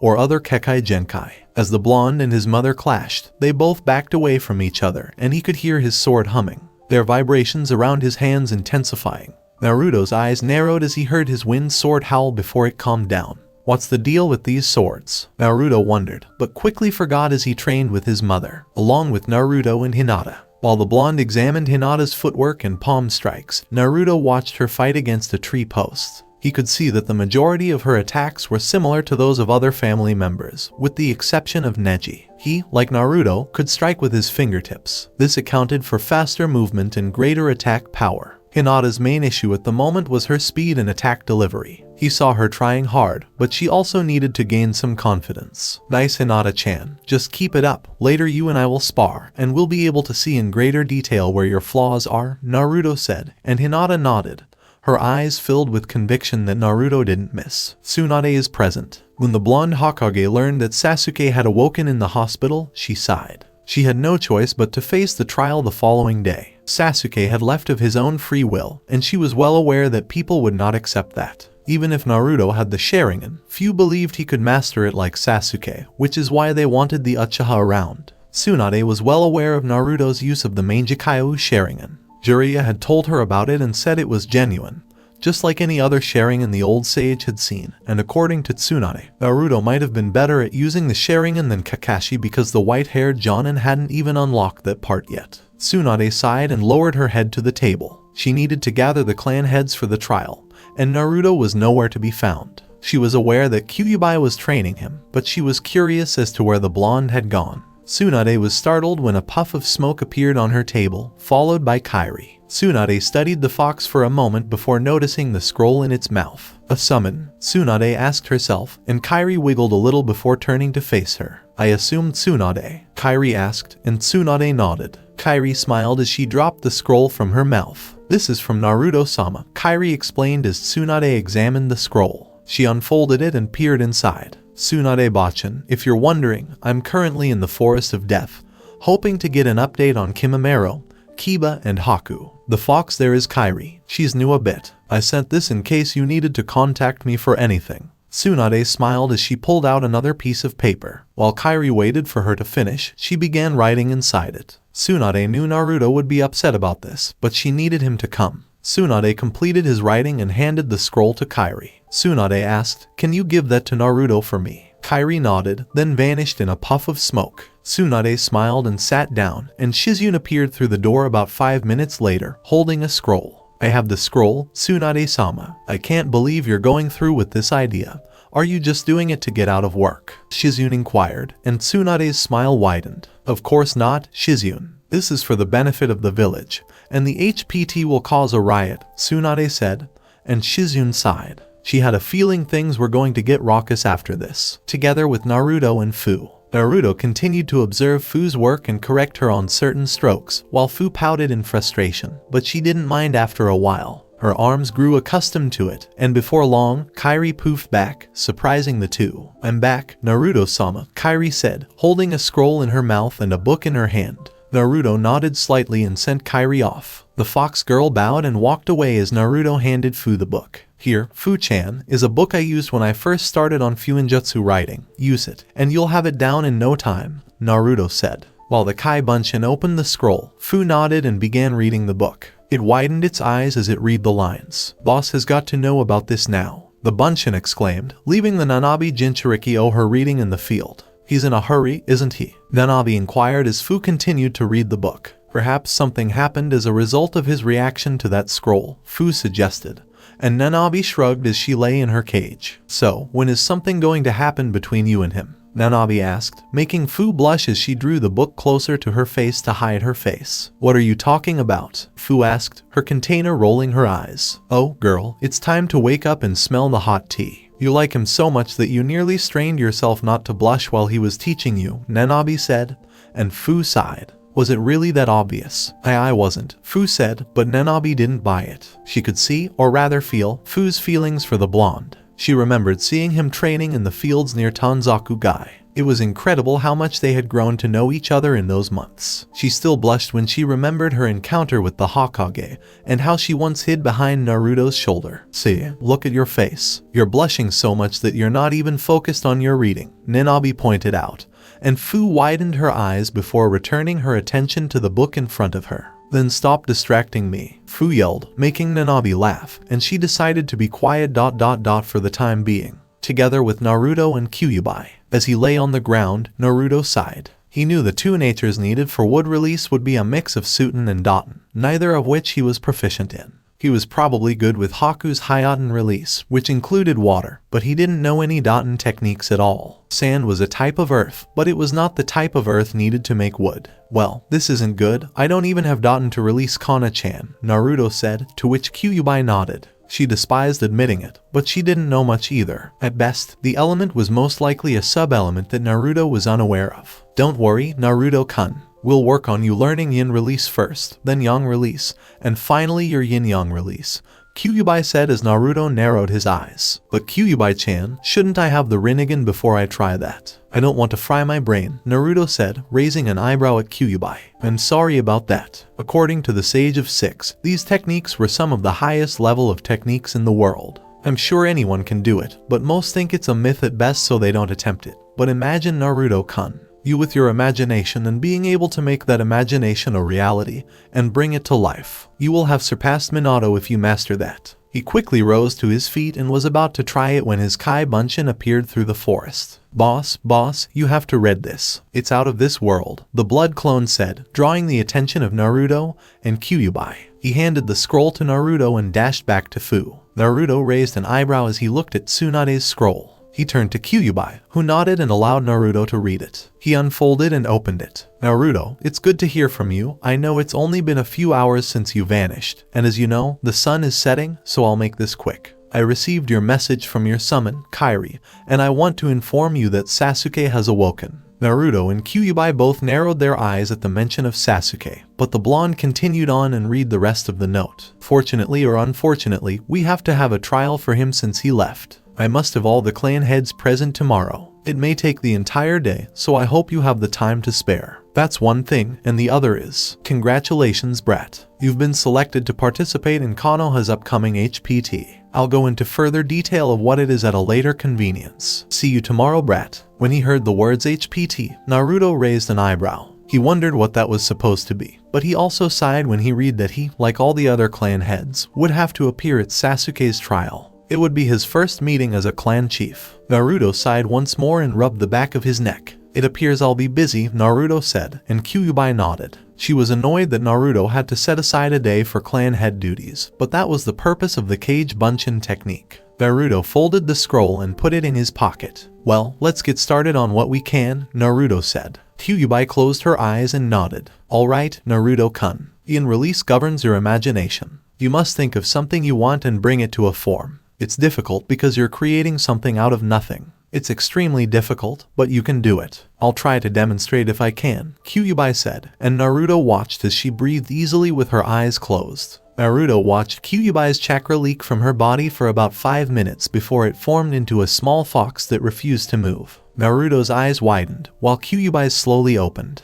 Wow, I didn't think I'd get it, but that's what it is. Imagination pushed to the limit of it becoming real. I only used my chakra because I'm not very good with it. The key is to clear your mind of all other things and create one sole thing that you want, Kyuubi instructed, and Naruto nodded. He sat down quickly and closed his eyes. Kyuubi stood there silently watching him. The trees swayed around him, and the wind blew through his hair. Imagine what I want to create and use my chakra to give it form, Naruto said, imagining his father, Minato Namikaze, as an experiment. He remembered his father's yellow hair and the clothes he wore when they first met. He knew, however, that he couldn't bring his father back and that this was just a test. He just wanted to make a big impression. After 10 minutes, Naruto opened his eyes and saw nothing. The blonde cursed and rolled around in the grass. So much for that, Naruto grumbled, and Kyuubi laughed. Kyuubi poked the blonde in the head as he narrowed his eyes at her. These are high-level techniques, Naruto-kun. Of course, you won't get them easily. I was lucky enough to make that fox right there. It looks more like an ornament, but I know I did it. You'll do it, and I'll help you, Kyuubi said, and Naruto nodded. Thank you, Kana-chan, Naruto said, kissing Kyuubi on the cheek. She then rose to her feet, and Naruto followed.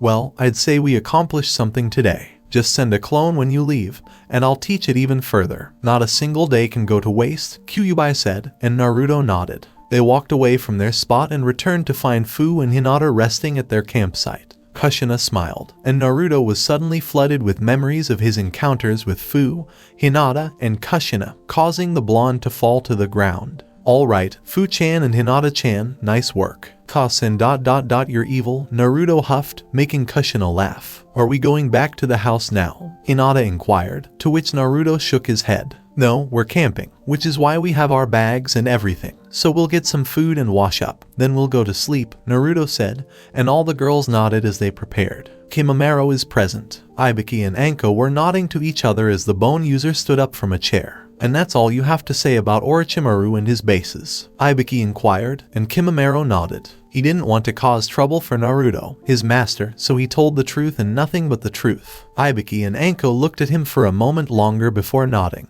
Alright, in accordance with Tsunade-sama and Naruto's orders, you can go. Anko knows how to get to Naruto's house, so she'll take you there, Ibiki said, and Kimimaro nodded and exited the room. He'd been in there for 8 hours and was glad to be out. Alright, Kimimaro, let's go. Though I doubt Naruto will be home. He said he's going on a training trip, but I'm not sure where. So I'll just drop you off at his house, Anko said, and Kimimaro nodded. As the two were leaving the interrogation department, they both came to a halt when they noticed Tsunade leaning against the wall. Tsunade-sama, Anko asked, and Tsunade stood up. Hey Anko, I see Kimimaro is finished with his interrogation. I'll take him now. I promised the brat I'd look him over, and I want to get that done before tomorrow, Tsunade said, to which Anko nodded. Kimimaro then followed Tsunade to the hospital, while Anko decided to investigate Kurenai's activities. Anko walked away, her eyes closed. She'd discovered that this was much more enjoyable to do, so she did it. Naruto was to blame for this. Tsunade and Kimimaro are present. Tsunade smiled at Kimimaro as they entered the Konoha hospital. That brat, always doing the unexpected, only he could get me a look at one of Orochimaru's former shinobi, Tsunade said, and Kimimaro looked down. The Hokage exclaimed and patted him on the shoulder. Oh, I didn't mean it that way. You did tell us everything, so I guess the brat is a good judge of character. Tsunade apologized, and Kimimaro nodded absently. How does he do it? I thought I was completely loyal to Orochimaru until my life was cut short, but now I find myself following Naruto. It feels strange, Kimimaro said, and Tsunade agreed. Yeah, he's a strange one. He always has that strange power that just makes people want to be near him, and no matter what, he just wants to see everyone happy and not throw their lives away, Tsunade replied, prompting Kimimaro to smile. They entered an examination room, where Shizune was waiting for them. The brunette noticed her master and Naruto's new clan member enter the room. Tsunade said, Shizune, prepare the table, and Shizune nodded. Kimimaro sat on the table after watching the two women work. Tsunade cracked her knuckles and was ready to work alongside Shizune as he closed his eyes. Okay, let's see, Tsunade said, her hands glowing green as she placed them on Kimimaro's body. Shizune stood next to her, watching Tsunade at work. The blonde Hokage turned to face Kimimaro after scanning his body. Tsunade inquired, "Do you know what kind of disease you have?" Kimimaro shook his head. "I'm sorry, but I don't. Kabuto wasn't sure what I had either, and I only took medication that temporarily helped me," Kimimaro said, causing Tsunade to sigh. As a result, she was dealing with an unknown disease. "Alright then, let's see," Tsunade said, her hands again roaming Kimimaro's body. She moved from his head to his throat. She went down to his chest and sensed all of his chakra points and vitals. Tsunade narrowed her eyes and continued walking. Her hand moved to his stomach, then through his arms and legs. The old Hokage's eyes widened and she turned to face her assistant. "Shizune, get me a calcium vial right now. I want you to extract it and prepare for some minor surgery tomorrow," Tsunade said. And Shizune nodded and walked away quickly. Tsunade let Kimimaro lean up after her hands stopped glowing. "You have osteoporosis, which is a condition in which the bones in the body dwindle and become brittle. This is mostly due to a massive decrease in calcium, vitamin D, or tissue loss. Your ability as a member of the Kaguya clan and its use of bones uses up a large amount of calcium, which is normally not an issue.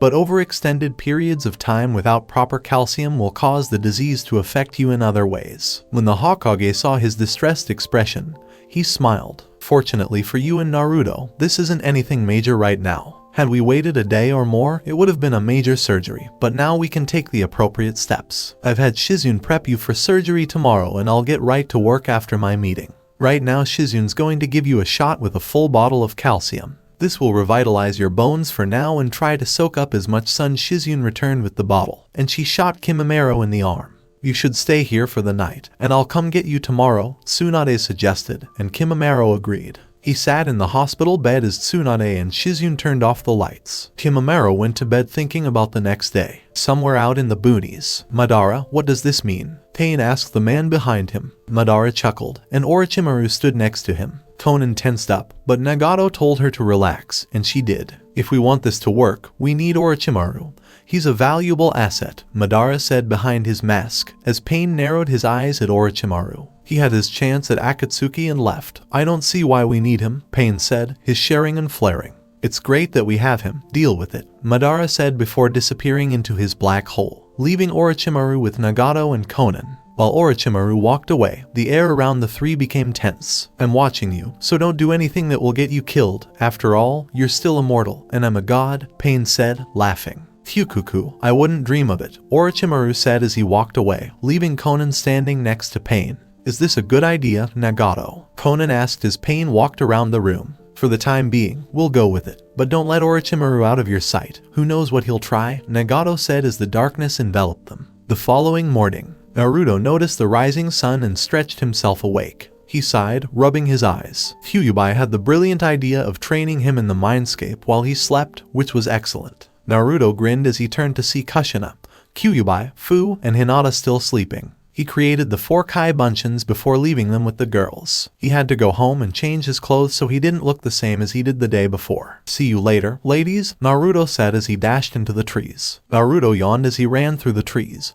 but his senses kicked in and he avoided a kunai embedded in the tree limb next to him. Naruto turned around with his own kunai, but before seeing the smile in front of him, he widened his eyes and chuckled. "Hey Gaki, what are you doing here on this fine day?" Anko inquired, announcing her presence. Naruto grinned and jumped up to the tree in front of him, where he stood before the still attractive Anko. "Hey Anko-chan, just doing some training. You know how it is," Naruto said, and Anko smiled. "So, where are you going?" she inquired, and Naruto groaned. "I have to go prepare for Sasuke's trial. You'd think they'd wait until he was out of the hospital," Naruto said, and Anko nodded. She was also aware of Sasuke's trial. In fact, the entire Jonin section was made aware of it. "I see. Well, good luck," Anko said, and Naruto nodded. He then turned to face her and smiled. "Did you also get a scroll about this HPT thing?" the blonde inquired, and Anko smiled. "Yep, though I have no idea what it is. I heard it was given to all the Jonin and Tokibetsu Jonin. Tsunade won't tell anyone what this is," Anko said, sighed Naruto. He didn't seem to get anywhere with that. "All right, I'm going," Naruto said before Anko grabbed his arm. Come on, Foxy-kun,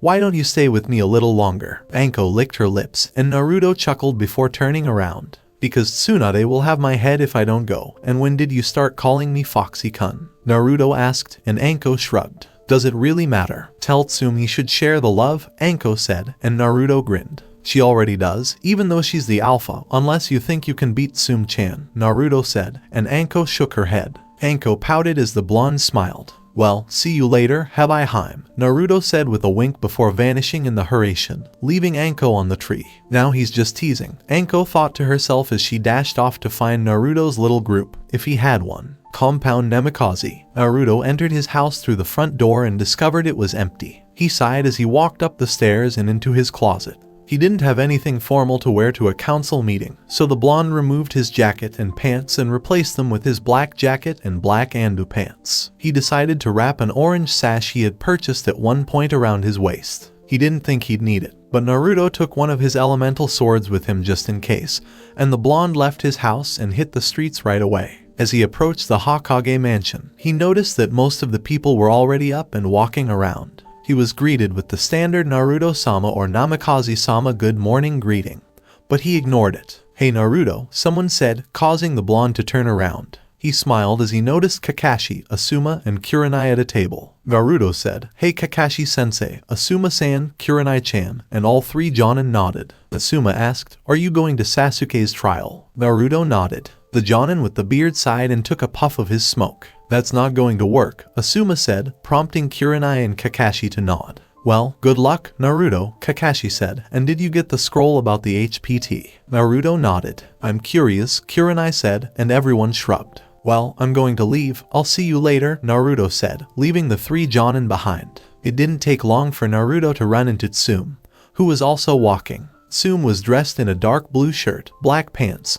and a dark green Jonin vest. Well, Tsum-chan, let's hurry up and finish this, Naruto said. Tsum chuckled and nodded, and the two began walking. The Raikage mansion. Naruto and Tsum entered the meeting room after walking up the stairs. They noticed Hayashi, Chusa, Shikaku, Inoichi, and Shibai seated in the room. Good morning, Inuzuka-san, Namikaze-san, Inoichi said, making the two nod and greet each other. Tsum took her seat, and Naruto took his. Tsum was between Inoichi and Chusa, while Naruto was right next to Hayashi and Shikaku. This is so inconvenient, why do we have to be here so early? Shikaku said as Naruto rested his head on the table. What can we do? That's life, Naruto said, which Shikaku agreed with. Hayashi looked at Naruto, and the blonde felt his gaze on his head. He seemed to be pleading with the blonde to turn around. Can I assist you, Hayashi-san? Naruto asked, not looking around. Hayashi nodded, but Naruto couldn't see it. How's Hinata's training coming along? Hayashi inquired, and Naruto smiled. So that's all there is to it. She's doing great, and I think you'll notice some improvement when I'm finished with her, Naruto said, raising an eyebrow from Hayashi. Naruto changed the question because he was nervous. Where is the civilian council? Naruto inquired, and everyone breathed a sigh of relief. Those Uchiha suck-ups can't come because Sasuke is one of our shinobi, so we deal with it. Thank Kami, Tsum said, drawing a collective nod from the other clan heads. Tsunade sighed as he came through the door 3 minutes later. She smiled at Naruto before taking a seat in the middle of everyone. Alright, I'm sorry for calling you all like this, but we have to do the trial for Sasuke Uchiha right now, Tsunade said, and everyone nodded in agreement as an Anbu entered the room and bowed before the council. Bring Sasuke in, Tsunade said, and the Anbu bowed and left to find the Uchiha. Sasuke arrived less than 2 minutes later with a few bandages, but he sat in a chair with a scowl on his face, everyone looking down at him. Sasuke gave Naruto an extra glare, but the blonde returned it. This was his fault, and he would realize it. Do you know why you've been summoned here today, Sasuke Uchiha? Tsunade asked sternly, as the Uchiha refused to speak. The Shinobi Council, particularly Hayashi, narrowed their eyes at the brunette Uchiha. You'd do well to respond to Tsunade-sama Uchiha, Hayashi said as Sasuke scowled and huffed his aggression at them all. How could I not know? This is my trial or something, Sasuke said, and the council's chakra flared at his disrespect. But this wasn't the time for personal feelings, so they all let it go. That's right, we're talking about your punishment for leaving the village without permission, Tsunade said, rolling his eyes. Do you have anything to say? Inoichi inquired, and Sasuke turned to face them all. What I did has no bearing on any of you. It's my problem, and I wanted to deal with it in my own way. I'm sick of this village holding me back from exacting my revenge on Itachi, Sasuke said, causing everyone to narrow their eyes. Naruto sighed as he watched Sasuke. He'd been in that spot so many times that looking down at it felt strange. But now wasn't the time. And what would you do after you exacted your revenge on Itachi? Naruto inquired, deciding to join the conversation. Even though Naruto's question irritated him slightly, Sasuke considered it. Everyone on the council was waiting for Sasuke's response. I'm not sure, but I'm not going to let that stop me from killing Itachi. Orochimaru gave me the opportunity to gain power, and I took it, Sasuke said, drawing a glare from Naruto. Did you know he just wanted your body? He wouldn't train you if there wasn't something in it for him. He wanted you because he couldn't get Itachi. Shouldn't that show how powerful Itachi is? Naruto asked, widening everyone's eyes. They didn't know much about it. They were aware that Orochimaru was obsessed with immortality, but he desired Sasuke's body rather than the Sharingan. Everyone was relieved that Naruto had managed to resurrect Sasuke. Orochimaru is a fool. He could never defeat a Sharingan wielder. I would have dealt with him as soon as I got all the use I could out of him. Besides, only a Sharingan wielder can defeat another Sharingan wielder, Sasuke said, making them all sigh. When Naruto discovered he was Sasuke's cousin through family marriage, he found it almost ironic and slightly stupid. Senju and Uchiha are brothers, and Senju married Uzumaki, who is a distant cousin of Uzumaki and Uchiha. How awesome was that? Wrong, Uchiha. Orochimaru was and still is a genius shinobi. He could kill you without batting an eyelash. Sasuke, getting power the easy way isn't like a shinobi. If you want power, you should work hard like everyone else, Shibai said sternly. Sasuke sighed and turned to face Naruto. Naruto could tell by his hidden grin that he was about to do or say something stupid. What about the dope there? He has his own Dojutsu and took the Inuzuka, Hyuga, and other Kekai Genkai. He gets power, so what's wrong with the way I do it? Sasuke asked, and Tsume rose to her feet before anyone could respond. Because Sasuke, as the Inuzuka clan's head, taught Naruto the Inuzuka clan's techniques and allowed him to use them, and I trust him enough to allow that, Tsume explained, making Naruto smile. Hayashi rose to his feet as well. Naruto-san has apologized to my clan for copying our Dojutsu. To me, that is worthy of respect. Furthermore, we don't dwell on such things. Naruto-san has proven himself, in my opinion, as an excellent user of the Juuken, and I trust him to use it wisely. Tell us, Sasuke, would you apologize to those you copied from? Hayashi asked, and Sasuke scowled. So what? Are you going to throw me in jail now? Sasuke asked, unable to take any more of this. Tsunade looked around for everyone's reaction.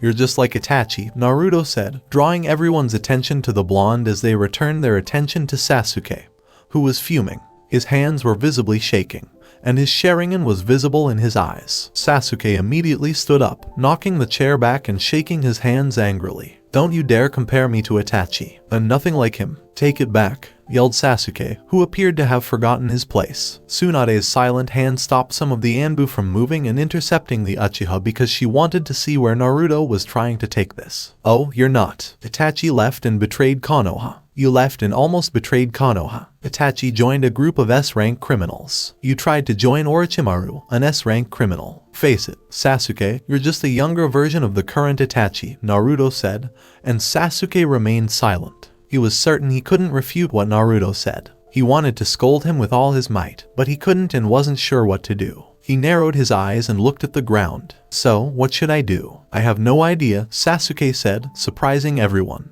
It was as if Naruto shot Sasuke's arrogant pride to the ground. Naruto narrowed his eyes and felt everyone's gazes on him, wanting him to give the answer, so he jumped out of his seat and walked towards Sasuke, which was unorthodox. He locked his gaze on Sasuke and grabbed the Uchiha by the collar. You stay. You're an ass, but you're Konoha's ass. As long as you're in Konoha, I'm not letting you go anywhere. Train here, earn your power the right way. And then when the time comes, fight Itachi, Naruto stated emphatically. Sasuke narrowed his eyes at Naruto, and the two exchanged stares before Sasuke looked down at the ground. Naruto took a step back and turned away. When the blonde returned to his seat, he noticed that some of the others were smiling at him. Well, Sasuke, there's still the matter of your punishment, Tsunade said, drawing a sigh from Sasuke. He prepared himself by looking up at everyone. Sasuke Uchiha, for leaving Konoha without supervision, you are hereby imprisoned for 4 days, and when you are released, you will be on probation, with Anbu watching you until you are deemed trustworthy, Tsunade said, and Sasuke nodded while Tsunade waved her hand, allowing the Anbu to take Sasuke away. A very unconventional method, Namikaze-san, Shibai remarked, and Naruto smiled. Yeah, wasn't it awesome, Databeo? Naruto asked, causing the others to laugh. I suppose it was, but if that's all Tsunade-sama, I'm going to sleep, Shikaku said, rising from his seat and making everyone else sweat drop. The Naras were truly lazy, though Naruto could only wonder what time it was before finally having Tsunade in the room. Oh yeah, Tsunade-bachan, what is this HPT thing you sent to everyone? Naruto inquired, and the clan heads sat and turned to face her. They were all curious as well. Tsunade smiled, her eyes amused at their puzzled expressions, making them all eager for an answer. No spoilers, I'll tell you everything by the end of the week, Tsunade said as she walked out the door. Everyone else sighed and made their way to the exit. Why do I have the feeling a prank is on its way? Naruto asked, and everyone shook their heads. Who knows? This is just too much trouble. I'm going home, Shikaku told them. Everyone nodded and exited the room. They all left the Hokage mansion, and Naruto noticed the sun was about to set. Was he really there for that long? Time must move slowly in that room. I guess I'll go back to everyone else for whatever training I can squeeze in today, Naruto said as he waved goodbye to Tsume. As he walked down the road, his stomach growled, causing the blonde to sigh. Oh right, I haven't eaten anything because I was in a hurry. Ikaraku, here I come, Naruto said as he dashed toward his favorite restaurant to see some friends. Ramen Ikaraku. When Naruto entered the hut and saw Tuchai relaxing,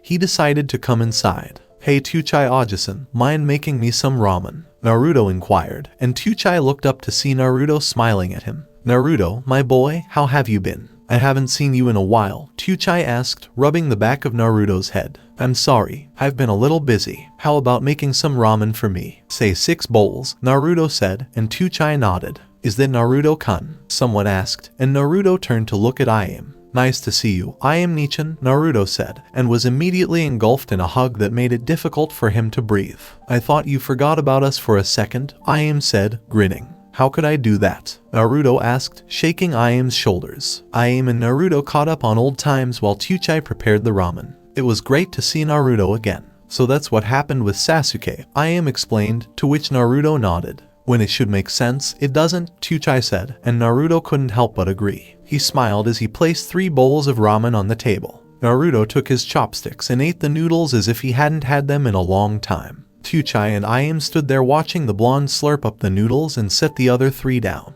Naruto drank those as well, and his stomach was as full as it could be. Thanks for the ramen. You guys, I'll be back, Naruto said as he waved goodbye. Ayame and Tuchai also waved goodbye. Meanwhile, Naruto was strolling through the streets, sighing contentedly, when he noticed the same purple-haired Anbu jumping along the rooftops. Naruto was treated to a beautiful sight of her hair in the moonlight because the sun had already been replaced by the moon. The blonde then made the decision to pursue her while remaining hidden. Yugao dashed across the rooftops of the houses to the memorial stone. She was running with a few flowers in her hand, and she had the feeling that someone was watching her. She was an Anbu, and she lived a paranoid lifestyle because it was usually true. Normally, when you're in the Anbu, your suspicions are correct and you act on them. But for now, she'd just keep an eye on herself. As Yugao ran across the buildings, Naruto continued to hide. All of his stealth training from Kyuubi was paying off, and the blonde wanted to keep it going. When he thought she saw him, Naruto hid a little better, but when she kept moving, so did he. After about 30 minutes, the Anbu entered a small training field, followed by Naruto. He saw her come to a halt and look at the memorial stone. Naruto narrowed his eyes as he watched her place some flowers on the site. She must have suffered the loss of a loved one. Wait a minute. Hanko-chan said Yugao was having trouble lately. I wonder if that's why. Naruto thought as he saw Yugao remove her cat mask, revealing her beautiful face to the blonde while her hand softly touched the memorial stone. Naruto stood there calmly watching and about to leave when a kunai embedded itself near his face. Naruto's eyes widened as he narrowly avoided Yugao's sword, which was aimed at his throat. Yugao couldn't see his face because it was dark. Naruto backed up away from Yugao and entered the field. He drew the sword strapped to his back, and it immediately flared. Yugao raised an eyebrow at the sword, wondering what kind of sword it was, but she didn't ponder it for long. Who are you, and why are you following me? Yugao inquired as Naruto sighed. He felt it was too late to fight, and he was exhausted from the meeting. He didn't want to start anything that would likely bring down every Anbu on him and Yugao. My name is Naruto Uzumaki Namikaze, and I have no idea why I'm following you, Naruto said, and Yugao dropped her sword. Anko was talking to the same blonde who brought Kimimaro to the interrogation department the day before. Yugao let out a sigh and drew her sword. I see. Well, if you don't mind, I'll be leaving, Yugao said, but she was stopped by Naruto. Now, don't be in such a hurry, Yugao-chan. It's not like you're doing anything right now, so drop the cold look and relax. It's not like I'm a threat to you. Well, I could be, but I don't want to be. So why are you out here? Naruto grinned. Yugao narrowed her eyes, and for some reason, she had the feeling Naruto wasn't going to let her leave. And even though she was an Anbu, she had the feeling he could stop her if he wanted to. Yugao decided to back down in order to avoid further conflict. I was just putting some flowers near the memorial stone. Can I go now? Yugao asked, annoyed by the blonde's persistent pestering. Naruto chuckled and lightly tapped her shoulder. You cannot. Not until you tell me exactly why you're here, Naruto said, and Yugao narrowed her eyes. Was she being told what to do by someone younger than her? Not even her Anbu captain could tell her what to do when she was in the wrong mood. You are aware of who you are speaking with, correct? I could murder you right now and make it look like an accident, Yugao said, and Naruto chuckled. He had never been threatened in such a way before, and while it was slightly intimidating, he knew she was joking, or at least hoped she was. I don't think killing a clan head will help you much. Besides, even if I don't look it, I could take you on, Naruto scoffed, wondering why she wasn't leaving and why this blonde was pushing all the right buttons to irritate her. She didn't have to take this, did she? Naruto smiled as Yugao turned to leave, remembering a special jutsu he had. Naruto turned to her and smiled. Kage main no jutsu, Naruto yelled, and with what little he remembered, Naruto sent his shadow and successfully captured Yugao. Yeah, I got it on my first try, Databeo, Naruto exclaimed, jumping up, unaware that he was making Yugao do the same. I apologize for interrupting, but could you please stop jumping like an idiot? Yugao asked, and Naruto grinned before coming to a halt. I'm sorry, I got too excited, Naruto apologized, and Yugao sighed. This wasn't her day. Will you let me go if I tell you? Yugao inquired, and Naruto nodded, not intending to go this far, but it was so much fun to push someone's buttons, especially an Anbu's. Naruto approached a tree,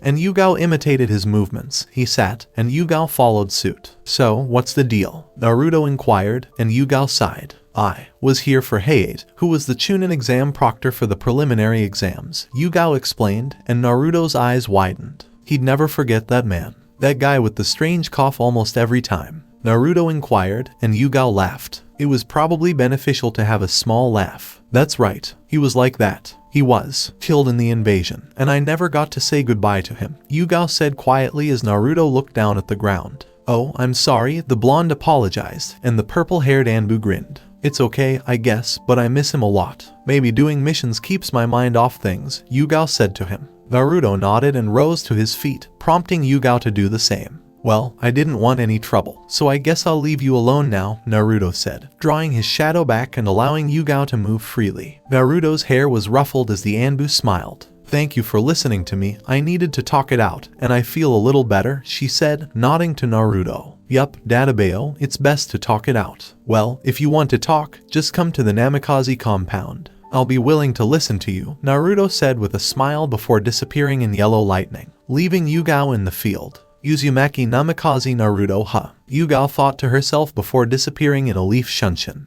The Forest of Death. Naruto sighed as he approached the gates of the Forest of Death. The blonde was exhausted and just wanted to sleep. He dashed into the Forest of Death and ran towards the campsite. It was dark, making it more difficult to see than he preferred, but he could deal with it.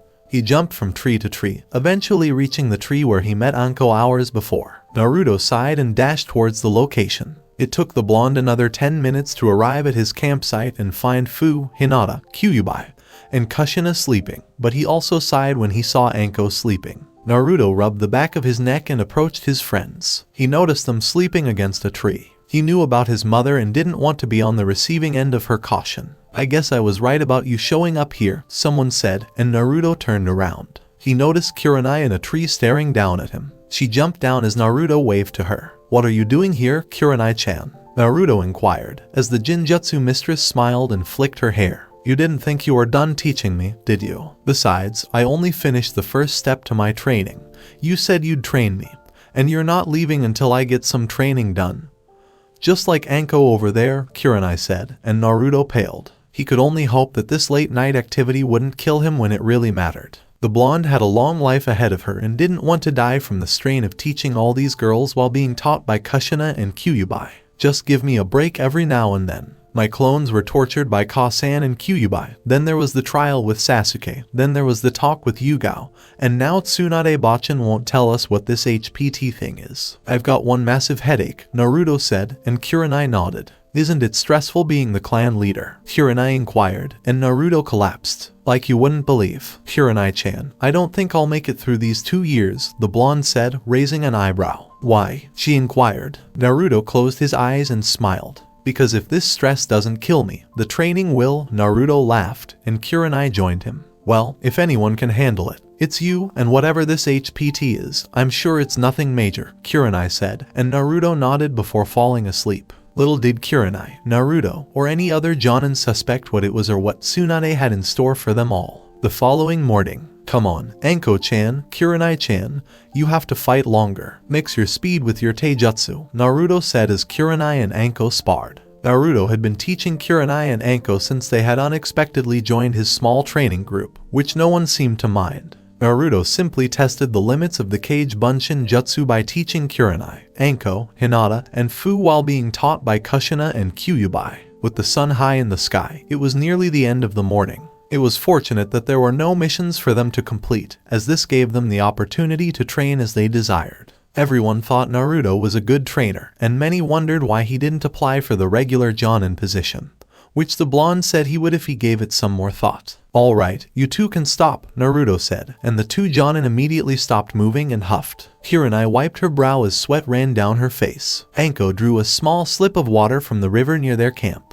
Man, he's intense, Kurenai said, and Anko nodded in agreement. They both let a small breeze pass through their hair. Well, we asked him for training, and he gave it to us. Come on, Nai-chan. It's always good to be intense sometimes, Anko said, and Kurenai agreed completely. Naruto had appeared to her in a new light each time she met him. She thought the blonde had potential, and he wasn't bad looking at all. Even if she would never admit it to herself or Anko, she knew she was starting to feel something for the blonde Tokubetsu shinobi. She was aware that Naruto had Tsume and Hana as friends, and she secretly wondered if this meant that Tsume was okay with sharing a man. Kurenai had no idea her friend was thinking the same thing. Anko had to admit that Naruto captivated her. She had been ever since he dodged her kunai and had the audacity to threaten or stand up to her during the Chunin exams. She knew that not many shinobi had the guts to face her. Anko thought he was really attractive, and she made that clear whenever she flirted with him. Naruto had even responded to some of her flirtations, and she did enjoy a good tease now and then.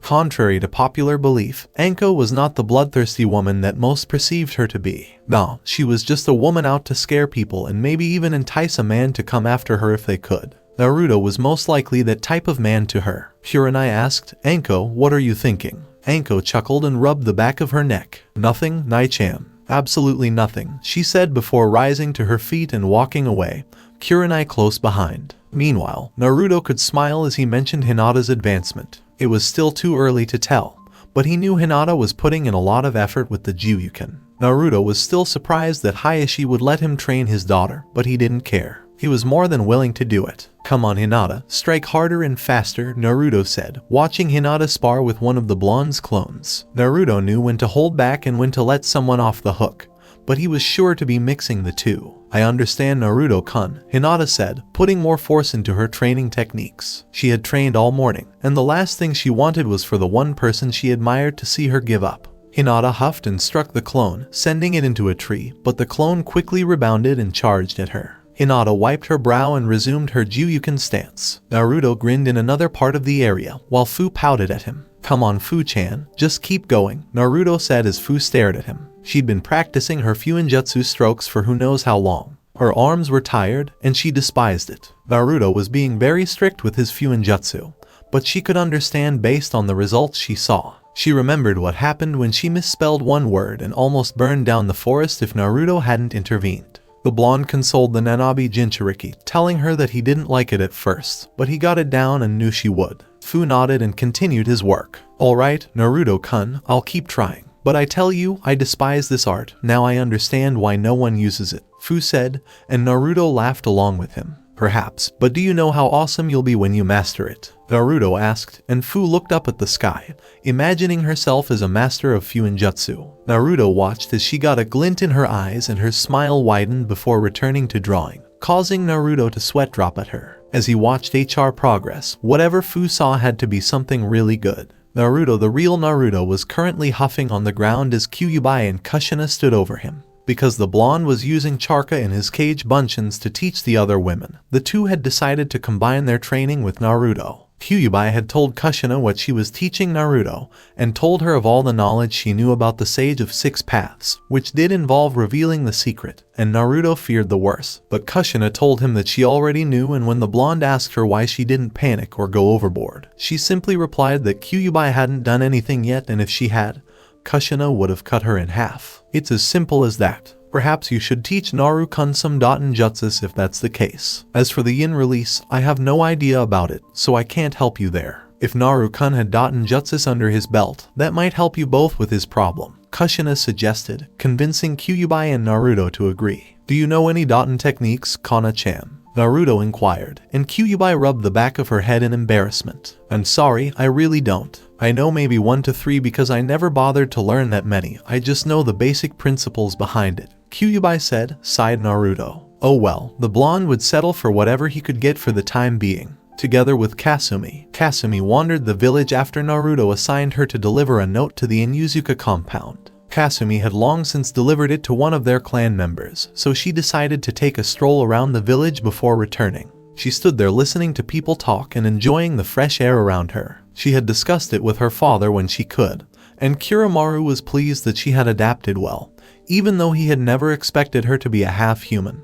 But it was what Kasumi desired, and he respected her decision. Kasumi had been a half-human for at least a year and had grown accustomed to it by this point. Sigh, I'm not sure what I should do now. Naruto-sama is working with the others, and I delivered his message, so what should I do? Kasumi pondered, but her answer came when she noticed Tsunade walking through the village. Hey Tsunade, Kasumi yelled, drawing Tsunade's attention to her. As she always did, she recognized Kasumi. She would have chastised the girl for not adding the Sama to her name out of respect, but Kasumi had told her once that she only said Sama to Naruto because he was her most precious person. Oh Kasumi, how are you? Tsunade asked, and Kasumi smiled as her tail waved around, still surprised that no one thought she looked strange.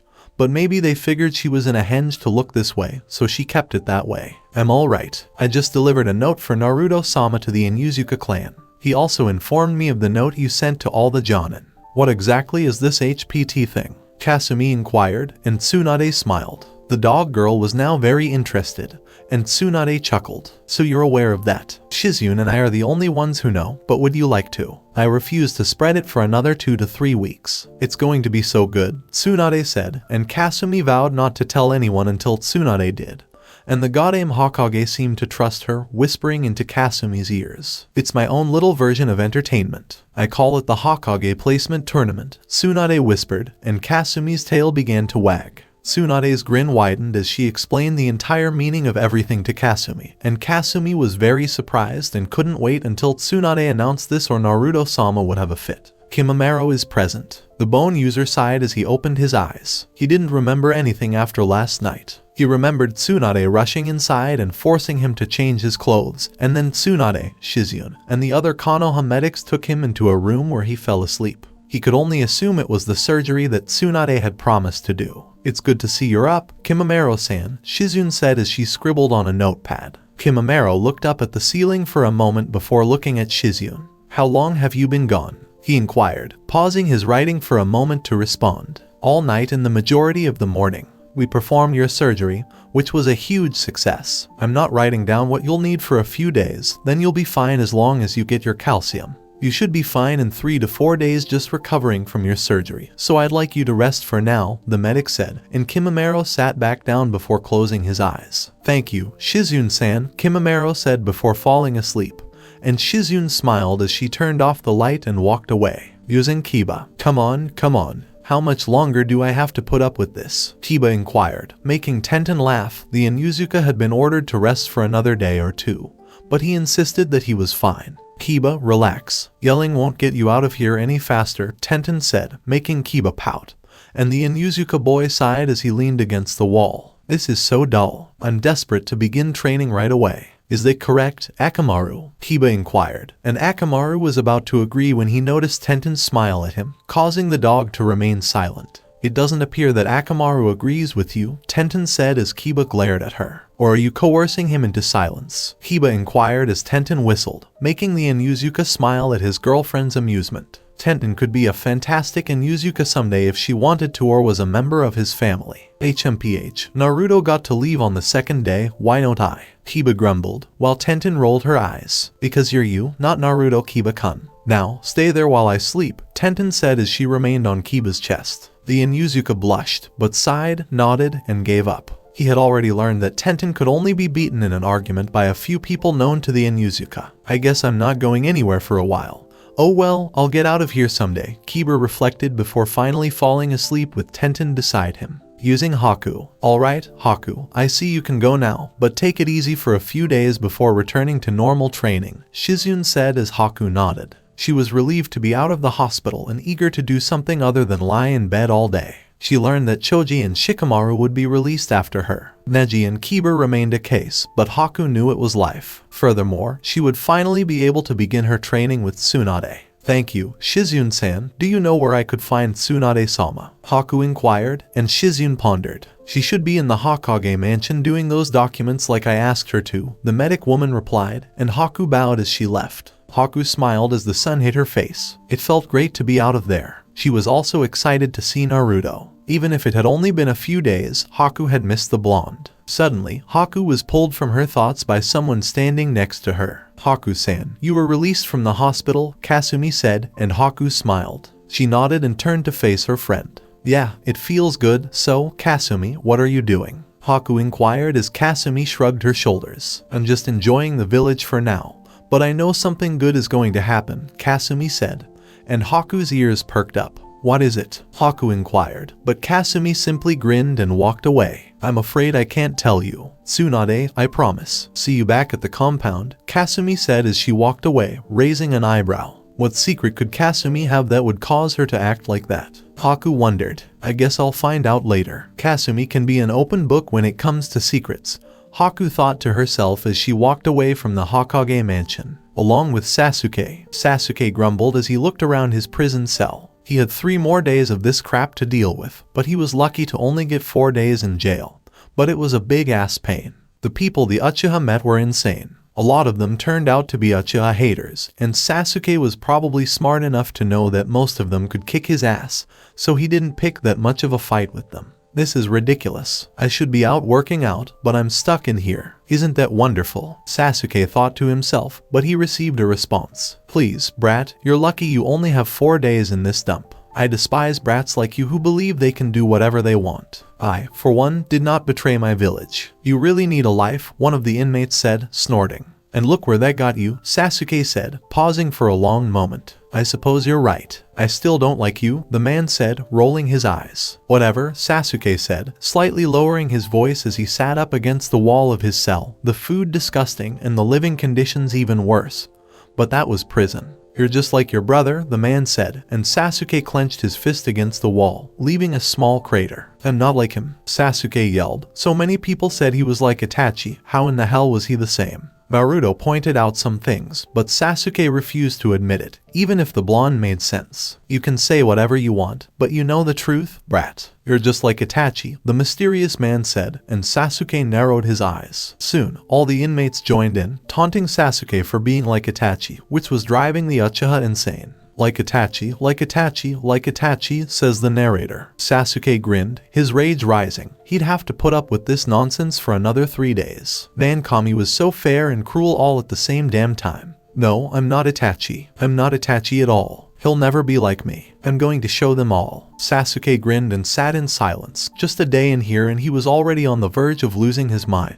Yugao is present. Yugao seemed to be in a better mood lately, and her Anbu friends noticed it. She was more involved in conversation and spoke more. Some were curious as to why she had the sudden change in attitude, but she never told them. And why are you in such a good mood? One of them asked the cat mask wearing Anbu. Yugao shrugged her shoulders and smiled. Not much at all. I'm just relieved to have some things off my shoulders. Are there any missions for us today? She inquired, to which some of them shook their heads and pouted. No, Tsunade-sama has asked that all Anbu return to Konoha. Some kind of event for all Jonin and Tokubetsu Jonin is to be held, another said, raising an eyebrow at Yugao. What type of event? She asked her superiors, and most of them shrugged and said they had no idea what it could be, which piqued the purple-haired Anbu's interest to find out. Well, why are we still here if we don't have any missions? Yugao inquired as another person approached her and her group. Well, we're prepared just in case. We can't afford to be too sluggish, can we? He inquired as Yugao sighed. Hello, Weasel. Are you still hiding out here? Yugao inquired, causing the man to twitch an eyebrow that they couldn't see. I'm going to forgive the cat because you seem to be in a good mood, Weasel said, causing Yugao to laugh behind her mask. Oh well, since we're on standby, I'm going out, Yugao said as he walked away. Really, what is it that has her in such a good mood? Weasel inquired, but no one had an answer because they didn't know either. At the Inuzuka estate, Hana sighed as she leaned on the table, bored because the vet was closed today and she didn't know where Naruto was, so she couldn't bug him like she wanted to. Tsume was on a mission and was gone, so it was just her and a few other people. Hana sighed again and rose to her feet. Let's see, Kiba is still in the hospital, Kasan is on a mission, and Naruto-kun is probably training somewhere. What else can I do? Hana wondered as she sat in her chair. Soon, a knock on the door jolted the Chunin out of her stupor, and she walked towards the door, turning to see the Heimaru brothers sleeping the day away,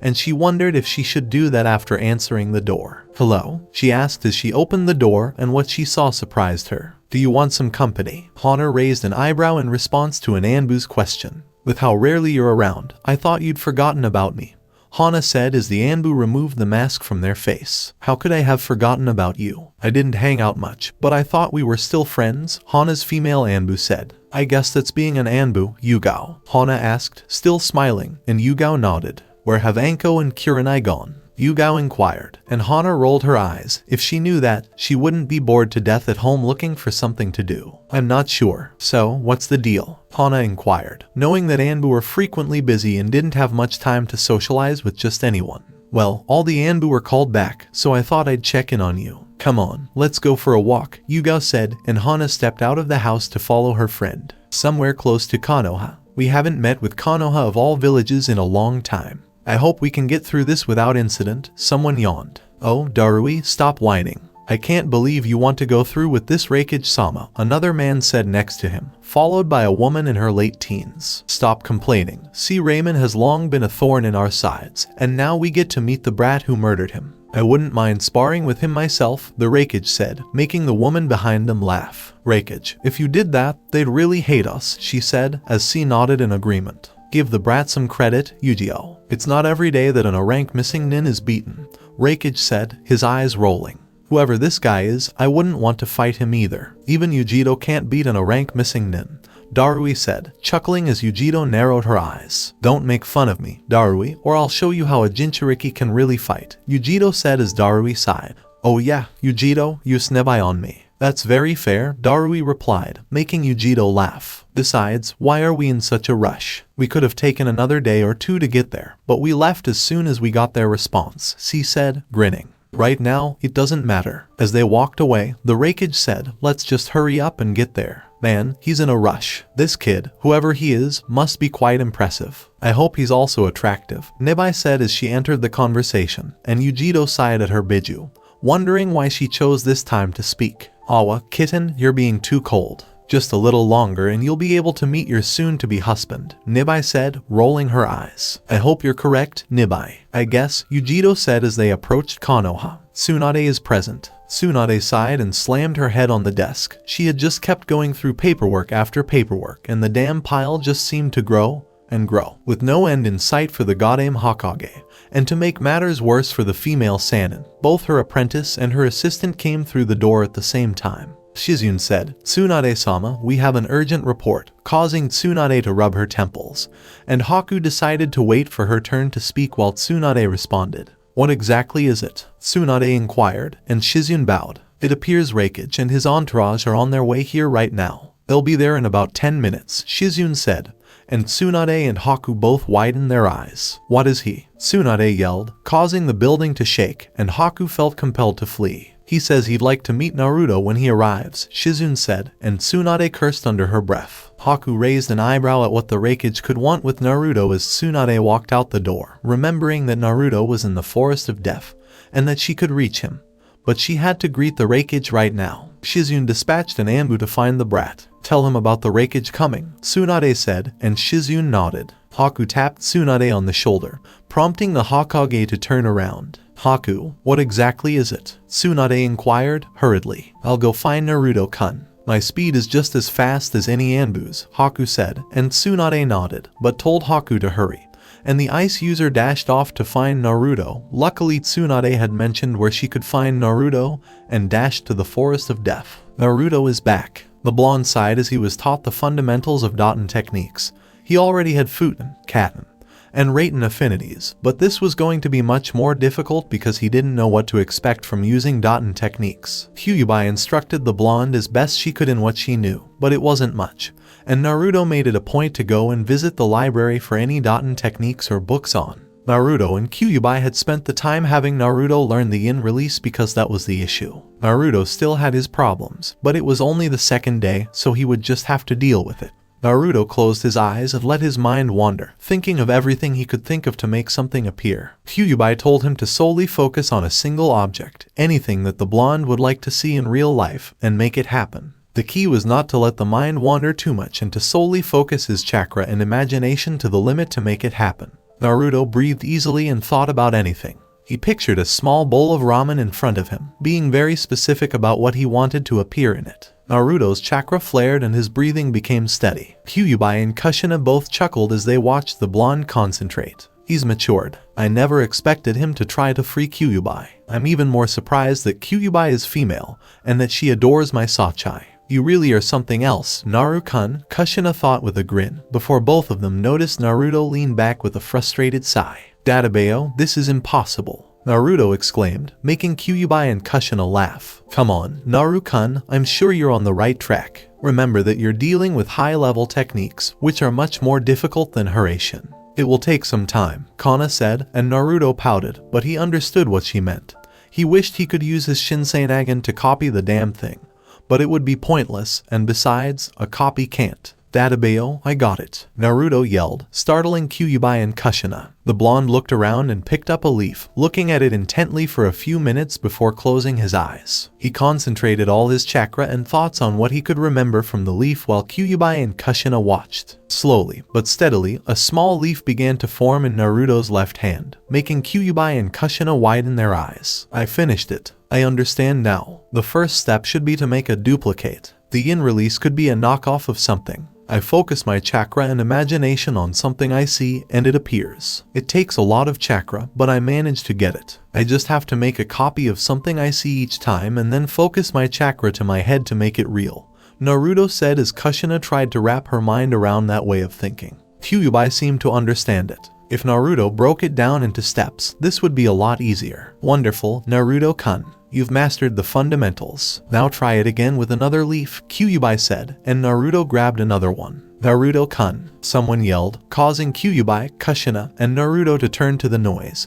and the blonde's eyes widened when he saw Haku racing through the trees. Hey, Haku-chan, are you out of the hospital now? That's fantastic, Naruto said, and Haku huffed briefly before becoming serious. Naruto-kun, you must leave right now. Tsunade-sama stated that the Raikage is on his way. He arrived earlier than expected and wishes to meet you, Haku said, and Naruto froze, his jaw dropping and slumping. Is he coming? Now, it takes at least 3 days to travel from Kumo to Konoha. Who is this individual? Naruto wondered, and Kushina smirked, because if it was who she thought it was no surprise. Well, Sachai, if he's coming right now, you need to go, Kushina said, and Naruto sighed. He needed to shower, change his clothes, and stop smelling like he was camping.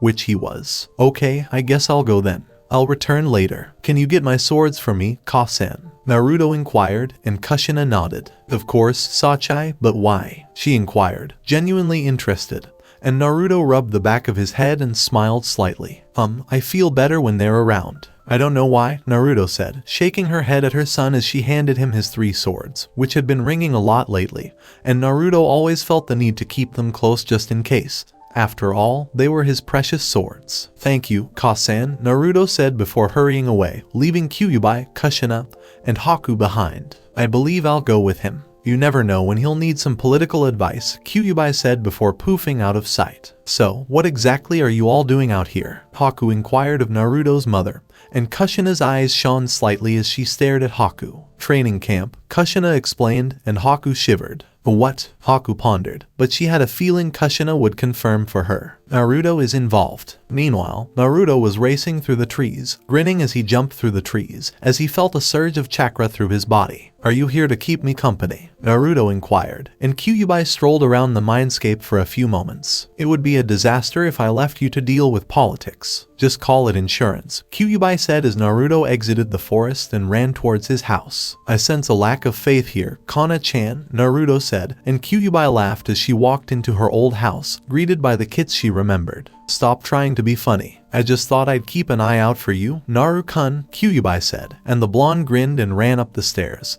taking off his torn clothes and quickly heading into the shower, giving Kyuubi a good view of his form. Suffice to say, the fox woman blushed and nearly drooled at all the work and training that had gone into that body. Wow, he's really hot. I'd jump him now if I wasn't in this seal, Kyuubi thought as she watched Naruto take his shower. The blonde stayed in for about 5 minutes before stepping out and washing his hair. He was in a hurry, so he didn't have time for a long shower that he would have wanted. Naruto dried his hair and his body before heading to his drawer and taking out some clothes. It's a shame I couldn't enjoy that view a little more, Kyuubi sighed, making Naruto blush. Now isn't the time for that, Kyuubi-chan.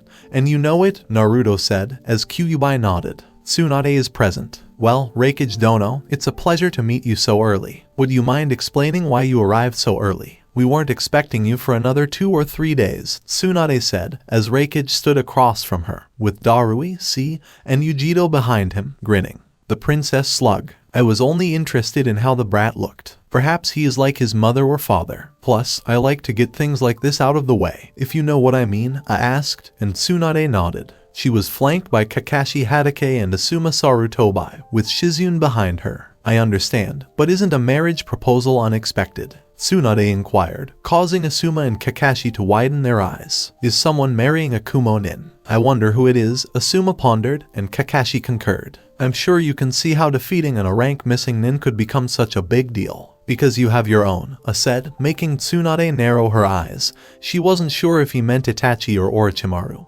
but she knew he wanted her to ask, but she wouldn't. I guess I do. I can understand that because all the elemental nations have S-rank missing nin, Tsunade said as she felt a testing her nerves, and it was working. Why do you have to instigate people, Raikage-sama? This is so boring, Darui yawned, while Yujito wondered if their Raikage would be blasted through the roof for his mouth.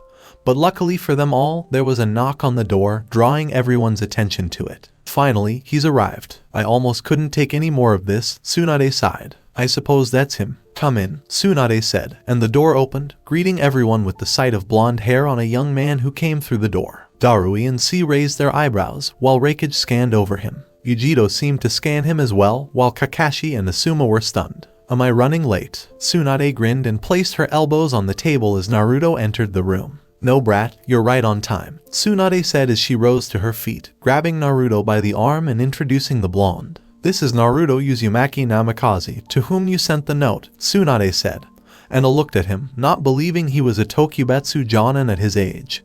But stranger things have happened. Are you Naruto Namikaze? You really take after your father, said, while Darui and C nodded in agreement. Thank you, I suppose, Naruto replied, not knowing what to do in such a situation. Perhaps he was lucky to have Kyuubi around. The blonde then noticed to call Yujito to the front, and Naruto noticed the cute and very attractive blonde across from him. Well, he's certainly not ugly. Kitten, I think he's a keeper, given that he's younger than you and already close to your rank, Nibai stated, and Yujito narrowed her eyes but bowed. It's nice to meet you, Naruto-san. My name is Yujito Niai, the blonde said, and Naruto smiled. It's just Naruto. I've never been one for formalities, Yujito-san, Naruto said, raising an eyebrow. but she nodded anyway. I still find it difficult to believe you came all this way because I defeated a rank missing nin, Naruto said.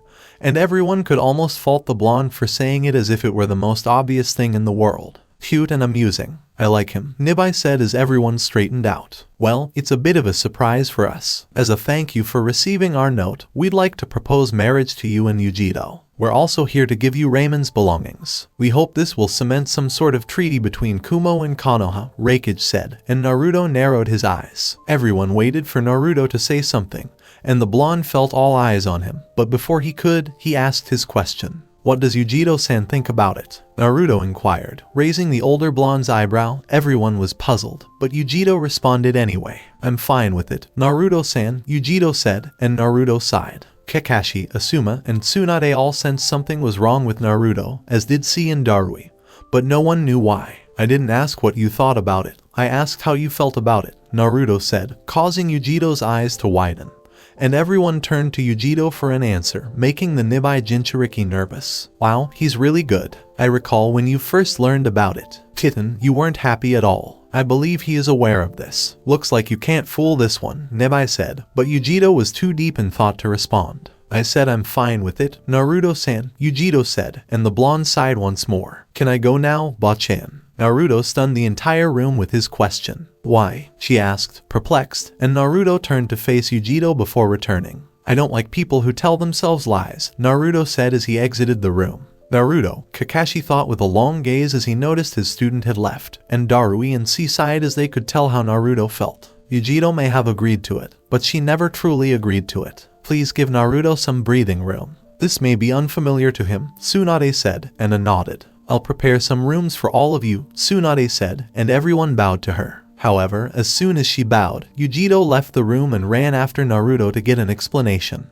which surprised her Kumo group. Wow, she's never pursued a guy before. With a grin, Darui thought this might be interesting to see. Naruto is involved. As he walked away from the Hokage mansion, the blonde sighed. He knew it was probably the wrong move, and he hoped he didn't upset or insult Yujiro. But he didn't like something like that. Are you okay, Naruto-kun? Kyuubi inquired, and Naruto came to a halt, sighed, and stood in the middle of the street. I'm sorry, Kyuubi-chan. That was probably a bad idea. I'm not sure why, but I can tell in her eyes that she despised the idea, Naruto said. And Kyuubi nodded. Having an arranged marriage and having to relocate to a new village must have taken a toll on the woman, so it's no surprise Naruto noticed. I suppose I should apologize at the very least, Naruto said, and Kyuubi agreed. That might be the best thing for you right now, Kyuubi suggested, and Naruto agreed. Naruto-san. Yujiro yelled as he ran through the crowd, and Naruto turned around to see Yujiro approaching him, and the blonde raised an eyebrow. Kami's weird, Naruto thought, making Kyuubi laugh with a nod. But she had to agree. Yujiro-san, Naruto said, still surprised that she had followed him, and Yujiro sighed and looked down in contempt. I apologize. You are correct. I despised it. I didn't know you and I'm going to be living here, so I was upset, Yujiro said, not sure why she was spilling her guts like this, but she felt Naruto deserved to know, and judging by Naruto's small smile, he appreciated the candor. Didn't you say you hated it? Naruto inquired, and Yujiro blushed slightly.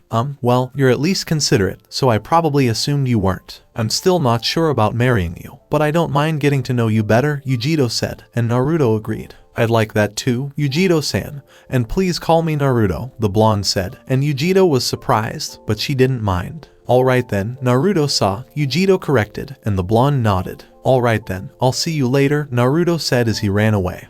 And Yujiro simply nodded and watched him go. Wow, not only did you chase him down, but you also stated that you were looking forward to getting to know him. Perhaps being here won't be so bad after all, Nibai said, and Yujiro agreed. I suppose it will, Yujiro said before leaving. Tsunade is back. I suppose I'll leave it at that for now. I'll give him this scroll after he's calmed down tomorrow. I'm not sure why, but that's irrelevant. Oh, and Raikage Dono, how long are you going to be in Konoha? Tsunade inquired. And C, and Darui all raised an eyebrow. I only intended to stay for a few days before returning to Kumo. Why do you inquire? I inquired, and Tsunade's grin widened as Kakashi and Asuma turned to face Shizune, who was face-palming herself. Well, we have an event coming up in Konoha. It's an event I designed, and I thought you and your shinobi might be interested in watching since we're allies now, Tsunade said.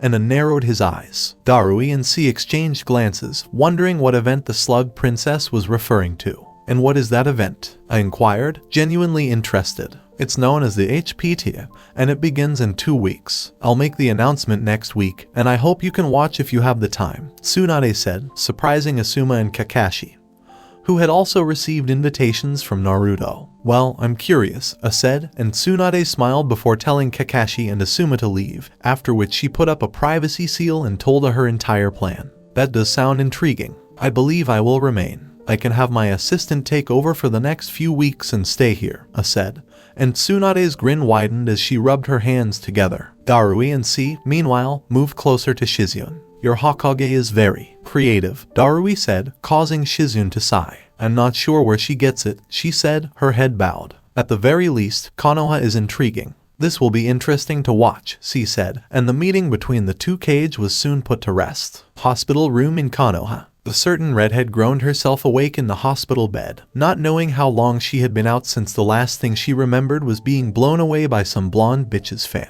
Shizune entered the room, smiled at her patient, and took out a chart. Well, at least you're awake, she said, making the redhead groan. Who the hell are you, lady? She inquired, causing Shizune's brow to twitch. I'll be your doctor for the day. So you're Tayuya, right? Shizune inquired on the chart, causing the female nin to stand up. Yes, but what the fuck is it to you, lady? Tayuya inquired, and Shizune smiled before inhaling deeply. Well, I'd rather know my patient's name so I don't mix up medications. And would you refrain from cursing all the time? Shizune inquired, causing Tayuya to growl. You're fucked. I'll curse whenever and wherever I want. You got it, she yelled, but the air became cold as Shizune smiled eerily, causing Tayuya to gulp. I really need you to stop cursing or I'll leave you to die in this bed right now, Shizune said, her smile still on her face, making Tayuya shiver slightly, as if she could go a few minutes without cursing if it meant she'd live. Where the hell am I? Tayuya inquired, brightening Shizune's smile. You've arrived in Konoha. You've probably been sleeping for about 5 days. We assisted you because your friend asked us to. We took you back here after your failed attempt to take Sasuke, Shizune explained, and Tayuya sighed. Great, now I can't go back to Orochimaru. He'll fucking kill me, and these fucks aren't going to let me leave either. And who the hell is this friend she's referring to? Tayuya pondered as Shizune exited the room. You should be lucky, though, Shizune said, drawing Tayuya's attention to her. And why in the world is that? Tayuya asked, letting out a small sigh, but Shizune ignored her for the time being. For one thing, we assisted you. We don't normally treat criminals here, but Kimimaro-san told us that he'd really appreciate it if we helped you, Shizune said, widening Tayuya's eyes. Kimimaro helped her. He was here. Is he here? Tayuya inquired, and Shizune nodded, indicating a room 2 doors down from Tayuya. He's sleeping right now, so don't bother him. He recently underwent surgery for his disease. The next thing you should be grateful for is that you are not in prison, Shizune said, raising an eyebrow. Naruto-kun put his clan on the line and said he would accept full responsibility for your actions up to this point. So we can't do anything because he's the clan head. Though we'd appreciate it if you could provide us with information on Orochimaru like Kimimaro-san did, Shizune said. And Tayuya gasped. This was not the Kimimaro she remembered. Tayuya remained silent for a few moments to process Shizune's words. She remembered Naruto as one of the brats who got in her way of delivering Sasuke to Orochimaru, along with his fucking friends. Why would he protect her? She tried to kidnap the Uchiha, so this made no sense to her. Well, I'm going to leave now. Try to rest, Tayuya-san, Shizune said as he exited the room. This place is fucking weird, and I need to see Kimimaro, Tayuya thought as she stared off into the distance.